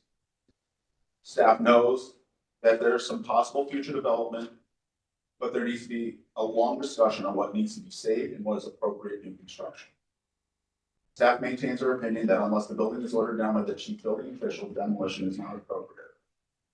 If a certificate of appropriateness is issued today, we would recommend requiring a salvage plan and a plan not to damage the building at 5420 Broadway Avenue, so we do not need to be in this position again, and agree with the additional comments from the design review. Thank you. Thank you. We'll then open up the floor to the commission for questions and comments. I have a question. Thank you, Madam Chair. This might be for staff. do we know why the corner building was taken down? See here in the picture, the roof, yeah, again, some passed into a different ownership at some point, and there were no permits pulled for more than 2 decades. It was basically allowed to deteriorate to a point. The facade partially collapsed. They got brought to building standards, or building standards, and they took no action and basically got ordered down for safety. I can also mention that there were some reports of bricks falling off of the structure, narrowly missing residents. That was one of the reasons why it was issued so forthwith. Thank you.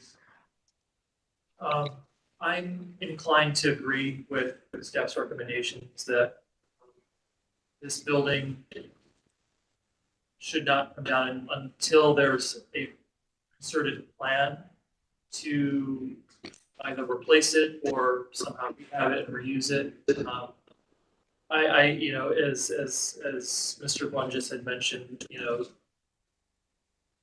this is a threatened area of our city, and continuing to demolish buildings only continues to contribute to that deterioration and accelerate it.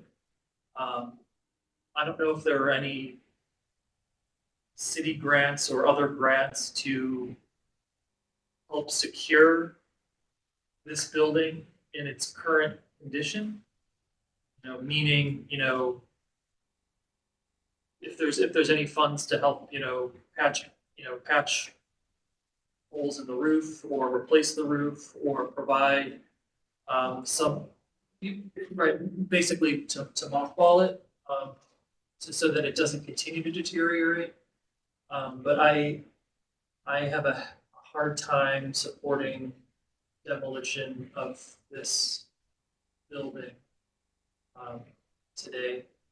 I think there's something unique about its, the difference in building style compared to the other, the other more historic looking buildings on the block. And I think the period of significance here really is, I mean, this is, when it was converted to its current sort of condition, is well over 50 years at this point. So I would also maybe recommend we take a look at the periods of significance for the district itself, and maybe making adjustments to that as well. So those are my comments. Thank you, Mr. Mosher. Other questions or comments from the commission? Ms. Anderson? Thank you, Madam Chair. I was at the site visit for this building, and my default is to maintain the building and try to see if there's any way to resurrect it, make it a viable building again. Certainly have seen that in my experience as a real estate agent. It's pretty rough buildings, turn them around. Big uses. This particular building was really in particularly bad shape. It's like the interior floors have collapsed. There's a lot of structural issues. See there on the right, that whole section was pretty much open. I think there was a mattress propped up, keeping people from entering, but it's not just that, it starts to collapse there. I would defer to staff as far as the viability and potential for turning this around, but I could see the argument for saying that this one is just too far gone. So those are my comments. Thank you, Ms. Anderson. Other questions and comments from the commission?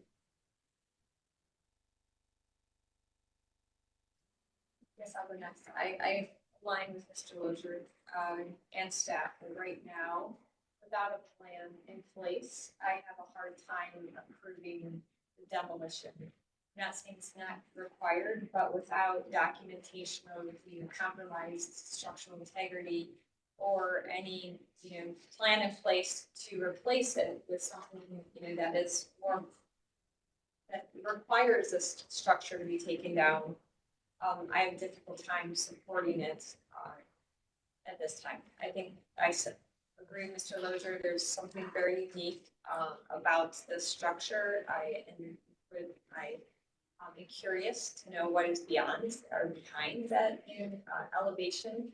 Just because if this was two different structures, what could actually be right behind that, current, sort of 1950s elevation. But I do like it because it's a little bit unique and provides that personality and really shows how this area of the city really did transition and continue being viable for a period of time. So currently, I am not in support of the demolition until something else is submitted to show that it's warranted that it passes from either a proposal or documentation from the chief building official that it's a safety. Mr. Brentis. Madam Chair, I might also add something I did put in here. Can they provide what the cost of the restoration would be, or what is the total cost? Because that might help towards saying, okay, yes, it will cost way too much to be able to rehab that. And we understand that. Just on looks alone, you could make an argument, but show us the financials on it. What will it cost? Because that is something we are supposed to also take into consideration. Great point. And I'm assuming that has not been submitted at this point. Ms. Anderson, or Ms. Yes, Mr. Brunge stated there are other buildings in that area that danger going the route this building is going. Would it be possible to identify those buildings and for us to intercede before we get to this kind of a situation where it's just pretty much documenting that it's too far gone? Would it be possible to start working on some of the ones where there maybe more hope we're turning them around? Which I appreciate. I think that's beyond the conversation we can have today, but it is a good point that it is an offline conversation that should be started. And I would just say, could the funds, as Mr. Lozier said, the funds that are currently earmarked for demolition be used to mothball this building and or used to prop up some of the other buildings that are starting to deteriorate? Mr. Gulick, I'm sorry, I don't want to. Oh, thank you. Sure. Yeah, I've been agreeing with the comments so far. Commission and every effort to make that. I think in addition to what has been discussed, I think some kind of report, not just a cost, but some kind of report of these here, including recommendations to stabilize and make it safe, bumping up the building for both people and the elements. And talking about the resources that that's three things to possibly have an assessment by an engineer and then plan for stabilizing, making it safe and structure. So I would agree with that, Mr. Julian. It sounds like a motion maybe to table would be appropriate to allow them to do that. So that we are looking at all of the appropriate factors for safety, but also trying to maintain the historical integrity of the area. Would someone like to make that motion? Mr. Duke. Oh, I'm sorry. To do that, though, we would need permission from the owner or the representative, the project representative, to do that. I think overall there's a consensus that we do need more documentation before we could approve on this project. Are you open to being tabled at this time to allow you to prepare that documentation? Yes, I just wanted to add that I think maybe it wasn't shown in any of the pictures, but we did do a walkthrough with Landmarks about a year ago, and the interior of the structure is in really terrible condition. The floors are gone, and you can't even go to the second floor in many places. So I just wanted to make sure that that was noted for the record, and I would definitely move forward with tabling and being able to provide more documentation in the future. All right, thank you, and we appreciate the addition that we're to make sort of the structural integrity, but I think that's where a report would help us validate, you know, the overall condition of the entire structure and take that into account. So with your permission, then it does sound like a tabling would be appropriate, Mr. Julick. You started. Thank you, Madam Chair. With the applicant's permission, I'd like to make a motion. So we have a motion. Specify an amount of time. Oh. Do you want to table it? I would say it's allowed to be up to 6 months. They can come back at any time before that, once they are ready, but if we just say up to, say, 6 months, then it's on them, once they have all that, they can come back 8 weeks if they wanted to, but And if it becomes more than 6 months, then it's they could come back and ask for a renewal for an additional 6 months, as that's what's allowed by. For staff recommendation, I would make that for 6 months. So we have a motion on the table for a tabling for 6 months. Is there a second? Second. Thank you, Mr. Lozier. As a second, any further discussion? All right, Mr. Rumpel. Ms. Anderson, Yes. Mr. Dooley, Yes. Mr. Lozier, Yes. Mr. Sandberg, Yes. Mr. Strickland, Yes. Mr. Tressi, Yes. Dr. Williams, Yes. and Ms. Trout. Yes. Madam Chair, the motion passes unanimously. Well, thank you, and we look forward to hearing from you here in the near future. Thank you. That concludes our certificates of appropriateness. We'll now move on to our concept schematic review plans. Sorry, I'm having trouble speaking today. We'd like to welcome our applicant. Please announce yourself and tell us about your project.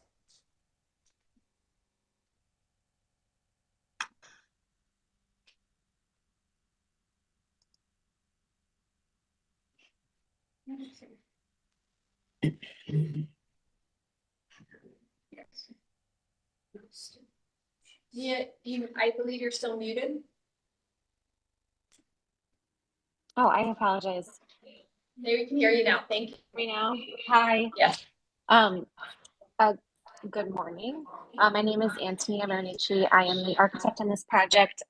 We are proposing a single family home to be built at 4208 Clinton Avenue. It's currently a vacant lot. So here is the initial site diagram. Just kind of where we started, looking at the setback requirements relative to the streetscape. Next slide. Here is the historic mapping that was available for the property. There was a home at some point. It's not been there. I believe my client Zach said that it had burned down several decades ago. My clients Zach and Chelsea, the homeowners, are on the line as well. So guys, feel free to chime in and correct me on anything. Next slide. So here are some photos of the lot itself. As you can see, it's just a chain link fenced yard. It was owned by the manufacturing company on Detroit, opposite, back to back with it prior to their ownership. And then you can see some of the immediate neighbors to our west, to our east, and towards the south. Several historic properties. The southern neighbors had done a really extensive renovation on those row homes, and the two of the three new single family home constructions are also up directly across the street, as you guys may recall from their long review process. Next slide. And then just showing a bit more neighborhood context, there are a lot of newer construction examples on Clinton Avenue. And I have a couple renovation projects included here as well. And then I have a couple other examples of kind of Greek revival style homes that have been renovated elsewhere in the historic district. As you'll see, that is the kind of aesthetic we're leaning into and paying homage to in this new construction. Next slide. And like I said, that's we are kind of going more with like a modern colonial, modern Greek revival interpretation. It is not a strict interpretation of this style, but it's what we're aiming for in terms of the massing and neighborhood context. Next slide. So for reference, this is our schematic site plan. What I'm not showing here, which I wish I had, is that the home is quite close to the sidewalk. So where you can see that front property line is the sidewalk. So that front entry, like portico, is kind of almost right at the sidewalk entrance. And we are aiming, it's a wider lot than usual. So we, from a siting concept, wanted to go with a broader home and then make like an L shape to accommodate like a more private backyard. Chelsea and Zach have 2 little babies and are hoping to have more down the line. And this will be, you know, a long-term family home for them to raise their kids in. Next slide. They also included the floor plans just for reference. And I think the important thing that you'll see translated in the elevations is that the plan, the right side of the plan, the eastern edge of the home, is the 2-story massing. The western side and middle portions are 1-story. So like the second floor is kind of consolidated on that eastern side going towards the back. And then you also note that we're proposing a small carriage studio apartment above the 3-car garage that is off of abutting to Wheat Court. Next slide. So here is a look at our front facade. Again, we're kind of, the aim was to hail that Greek revival, but in a more modern interpretation. I really also wanted to give the house like that front facing gable presence. And I sort of went with the doubled gabled approach of different heights to also kind of fill the space and make it feel a little bit more natural, because again, that width of the lot and the home are a little bit wider than a lot of the available lots and a lot of the existing homes. So we wanted to sort of make sure that that rhythm was still maintained and not overwhelm the site. That was another reason that the Greek revival style kind of was a good starting point, was that the pitching of the roof line also helped make the house feel like it wasn't over dominating in height. And then you can see on that eastern edge, the 2-story portion where, again, majority of those upstairs bedrooms, you know, we consolidated to that eastern massing, and then a small connecting piece, like a breezeway type element that connects to the 3-story, or the 3-story, not 3-story, the 3.5 carriage house, 3-car garage element that's at the rear. Next slide. And then this is the rear of the property. I did sort of the strict rear elevation as it would appear from Wheat Court, and then kind of the interior cut of that, mostly for my clients' benefit, so they can understand how that covered porch element comes into play. And what's not shown in this concept, but we will develop later, is kind of more like landscape fencing. We're just not there yet. And the Ohio City Design Review Committee had made comments suggesting fencing, and that would be, you know, that's the goal, is to include it here. But, so right now we're just looking at that kind of garage face. Next slide. And then this is the western facade. Again, sort of this stricter facade elevation, and then the interior cut. You'll see that that 1-story, it's their living room. Massing is what is kind of the cornerstone of the property on that west edge with the fireplace. And the majority of this facade will be more interior. Next slide. Looking back at this front facade, we are, one of the ways I would like to kind of distinguish this home as a new construction is a more modern window style in the first floor mostly. You can also see that we're doing a 2-story, it's like a foyer staircase, which you can see kind of indicated with the dash lines, which was a strong desire for the client to have, but also I think, again, kind of distinguishes this house as like a new construction and not necessarily a strict reconstruction of a Greek revival home. We are going with like the 6/6 style window on majority of the second floor to again tie back. Next slide. From a materiality standpoint, we do have two options that the clients are considering. Both are in kind of the darker monochromatic style, which we feel is very reminiscent of kind of the like more New England style of these types of homes. So this is the scheme showing Sherwin-Williams Inkwell. It's an ebony wood-clad window. We're planning to use Marvin windows.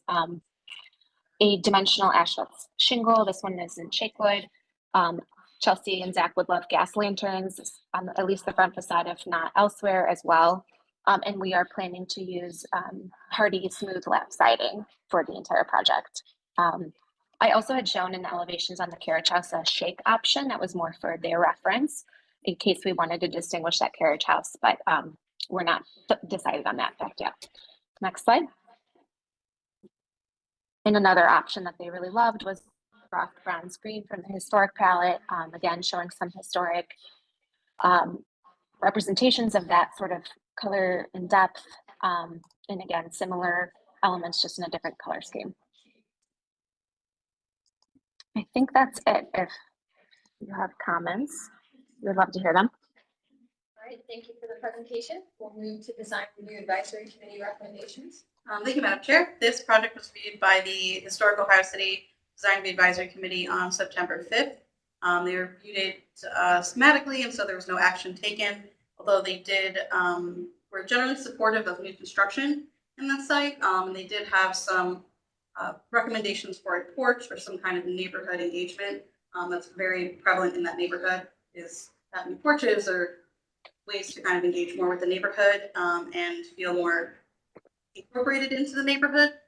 They also talked about possibly simplifying the fenestration on the front or south elevation. There's a lot of windows and a lot of styles going on there. And noted that double-story window as kind of a large outlier there. And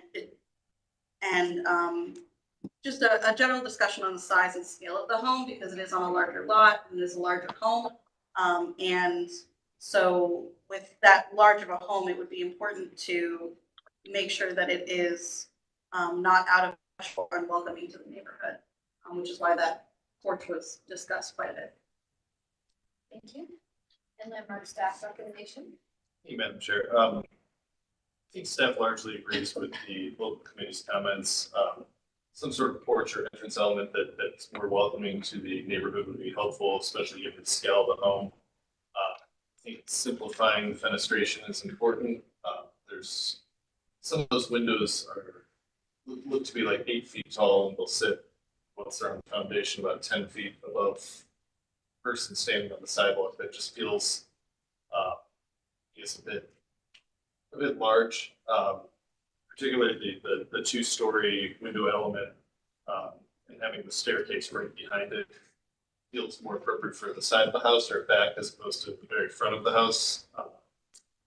And I think given the style of the house and the way it's developing, we feel a lighter color palette would be more appropriate. It's got kind of a light, almost like, Cape Cod feel to the design, but the colors are a bit darker and I guess an older New England style, more like salt box as opposed to the kind of light and airy architectural style that this is. So understanding it's new construction, so they're not bound to one style, but I think a lighter color palette might be more beneficial to the overall design. Thank you. We'll then open up the floor to the commission for questions and comments. Like to start us off. Ms. Anderson? I'm gonna start with a question. This house is situated pretty close to the street. I'm wondering how it relates to the other properties nearby as far as the setback? Setback is the same, it's coming forward. Can you go back to the, maybe it's like the initial site plan? Keep going back, yes, okay. Noted that next time I will place it into this, this version of the site plan, because that would be helpful to see.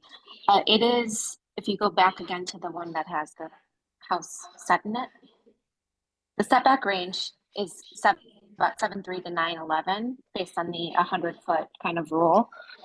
Next one. Next slide. Next slide. Next slide. There we go. So the front of the house is at, let me see, can't read it from my screen. The kind of eastern setback is at 8'5". The portico itself extends to about 3'10" from that front parcel line. So the, and then the kind of living room bump out on the plan left is about 6'4". So again, the front setback range of the neighboring properties is, I think, if it said 7.3 to 9.11. So it's falling within that range based on the 100-foot neighboring property rule. The portico extends further. Thank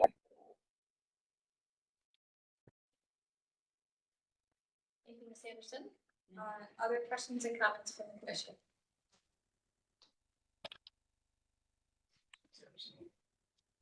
Is that it, Ms. Anderson? Yeah, we're done. Okay. For the time being. Go ahead. Thank you, Madam Chair.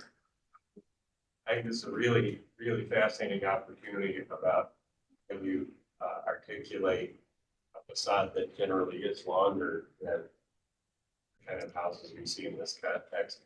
I think it definitely generally supportive of the notion of the massing, with the tripartite massing, larger and a smaller, and a connecting element in between. I think the spirit of Greek revival is an appropriate starting point. I do concur with both the design review commission comments and the staff comments. I think maybe a little more modern, less period in spirit, because I do think the overall massing feels like an appropriate way to modulate all the different things that are going on in the neighborhood. Thank you for all those context photos, by the way. This is a very good presentation. I think obviously as you develop conventional rendering, show that in context so we can address Sanderson's comments about how it feels in the context of the street as you move along this facade. I think that will help think about potentially incorporating some of the comments about a porch that you could actually sit on, or one that feels more receptive and welcoming from a neighborhood kind of porch perspective. There's one possibility in terms of that middle portion, how these three elements relate to the sidewalk in a similar or different way, and also developing landscaping for that, both neighborhood friendliness, but also addressing a relatively small front yard will be really important. But I think I'm supportive of the overall concept of the massing and what we're seeing, and I think creating that private space, I can envision this being a really lovely and large family home. Thank you. Thank you, Mr. Dulick. Thank you. Thank you, Madam Chair. I just want to say thanks again, for the thorough conceptual presentation. I think this gives us a lot of great information and a lot of great, a really great starting point. I would also just to I guess clarify, it would be helpful to see the building itself on the main site. And I would recommend that also just again keeping within the sort of the general setback line of the neighboring properties, and seeing that in context is helpful. I tend to agree also with staff and design advisory committee comments about the eastern portion of the sort of the double height portion of the two-story portion of the building, of the home. I think that the one-story portions are a little bit more successful in terms of the elements and how they sort of come together. It's not, I don't think it's quite there on the eastern portion. I think if there was simplification to the different window types and such, I think that would go a long way in helping with how that relates to the rest of the house. Other than that, I would also tend to agree too with the color palette. I think something that, you know, is maybe a little bit lighter, maybe not the first option. The second option I think could be more successful, but if there was another lighter option, I think it would be interesting to investigate that a bit more too. I think there's a lot of really sort of dark monochromatic homes on Linton. And I think that doing something a little bit in a different direction from that, I think would help this house feel more in context with the other homes that are on the street as well. But overall, I think this is a really great project. Really excited that this open lot is being filled with something that is a really great use for it, and not just an open lot like it's been for for a very long time now. And a house that feels like it fits really well within the fabric of the neighborhood and the street. So thank you. Thank you, Mr. Lozier. Well, you basically said everything I was going to say, so I'll just say I concur with what Mr. Lozier said. Overall, I think it's a great going in the right direction, but simplification of the front elevation to me is needs to be looked at, just because it seems like it's in conflict with each other. It's not, doesn't have that language that's in working across the entire building right now or structure.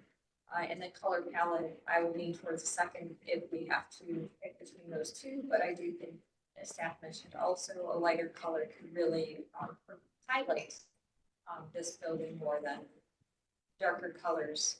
I think you'll lose all the character that you're designing into this structure. But overall, I'm in support of the project. Thank you. Thank you, Madam Chair. We have a few more comments. I do want to say I really like the restrained period design of this house. I think it tilts its hat to the fact that we are in the historic district and we want to be wholly contemporary. But it still is a very restrained design, so I really appreciate that.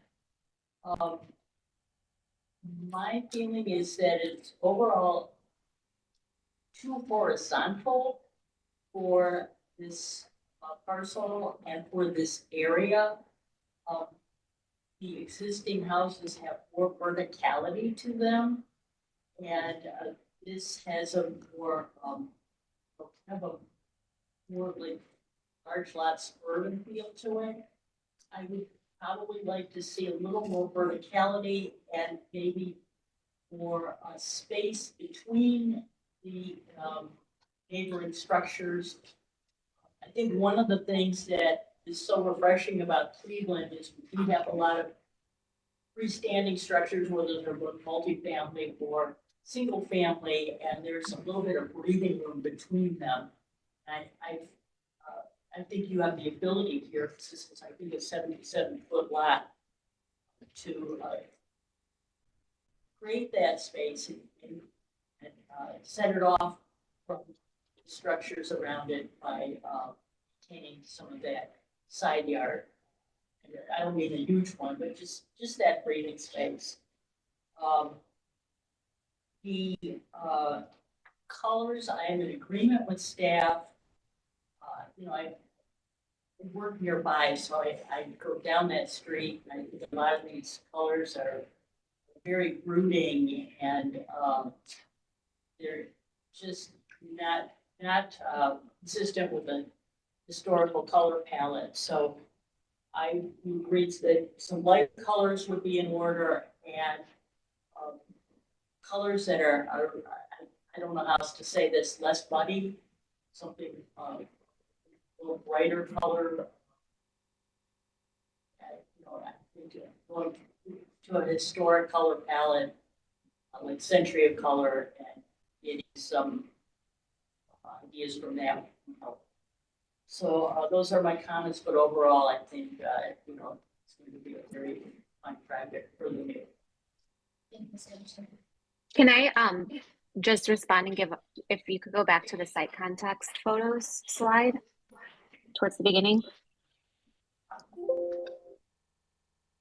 One more back. Thanks. And again, clearly a blind spot in my presentation and not have cited the house onto the site plan showing the neighboring properties, but I did want to point out that the neighbor immediately to the west has a driveway that separates the house from the parcel line. And to the east, there's actually two houses. There's two different parcels. There's that front kind of yellow greenish one you see, and then there's a colonial home at the back side of the lot. So we actually do get a significant amount. If you go back to the site plan, you can see it. You can visualize it, I think, from that point. So we do actually have a lot of breathing room, I think, on either side of the site. The house is on the 3-foot setback on that eastern side and has about a 6-foot setback from the parcel on the western side. And I did also want to point out that I forgot to say is that northwest corner of the home is really visible based on that fact. So kind of as that double height element turns the corner, you're still going to get a good chunk of that facade, as you can see from, you know, as you're approaching from the eastern side. I think I may have mixed up my east and west right there, but yeah, I have them mislabeled as I'm reading that. But I think you can see what I mean in terms of the siting of the houses next door. I just wanted to point that out to make sure everyone had the, you know, correct context and orientation for their, but thank you and noted on your comments, Ms. Anderson. Hearing fairly consistent feedback from the commission, does the applicant feel like you received enough feedback to continue the development of your project? I certainly do, and unless Chelsea and Zach feel otherwise and want to chime in, but if not, I think we're. No, thank you for the feedback. All right, well, excellent. Then, since this is a concept review, we will not be taking action. So we look forward to seeing you come back with further development of your project. Thank you. We'll see you in a couple months. Thank you. That concludes our concept schematic plan review. I will now move on to minutes. There are 3 meeting minutes that were circulated from May 23rd, 2024, July 25th, and August 8th. Does anyone have any questions or comments on those meeting minutes, or was someone?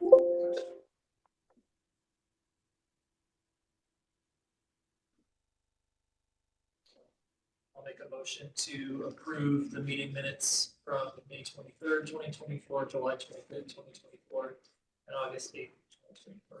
Thank you. So we have a motion. Do we have a second? Thank you, Ms. Sandberg. Motion and a second. Any further discussion? Mr. Nelson, please call roll. Ms. Anderson? Yes. Mr. Dulick? Yes. Yes. Mr. Sandberg? Yes. Mr. Tressick? Yes. Dr. Williams? Yes. And Ms. Trevor? Yes. I'm sure the motion passes unanimously. So then we move on to administrative reports. Nothing significant, just after this meeting today, we only have 5 meetings left for the year. Sounds kind of crazy. But since I guess in November, December, we'll only have 1 meeting due to the holidays. So I'd like to work on scheduling some sort of training just to go over phrasing of motions and procedures and that sort of thing. So I think in various discussions, some questions have come up. And, different ways to phrase things, and we'd like to kind of make sure we're all on the same page, so. I will, I guess, be emailing about that, but it would probably be November, December, since we only have one meeting. Yeah, thank you guys for it. There you go. So what you're saying is be prepared for a longer meeting? Well, yeah, we're a separate training session. All right. We won't schedule a random Thanksgiving. All right, excellent. All right, well then, if that is it, then we'll adjourn today's meeting and see everyone at the next meeting on September 26th. Oh. Adjourn. I feel official. Thanks, everyone. Have a great day. You too.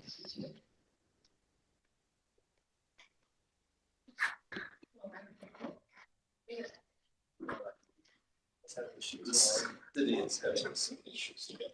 I don't know if everyone. So, I guess,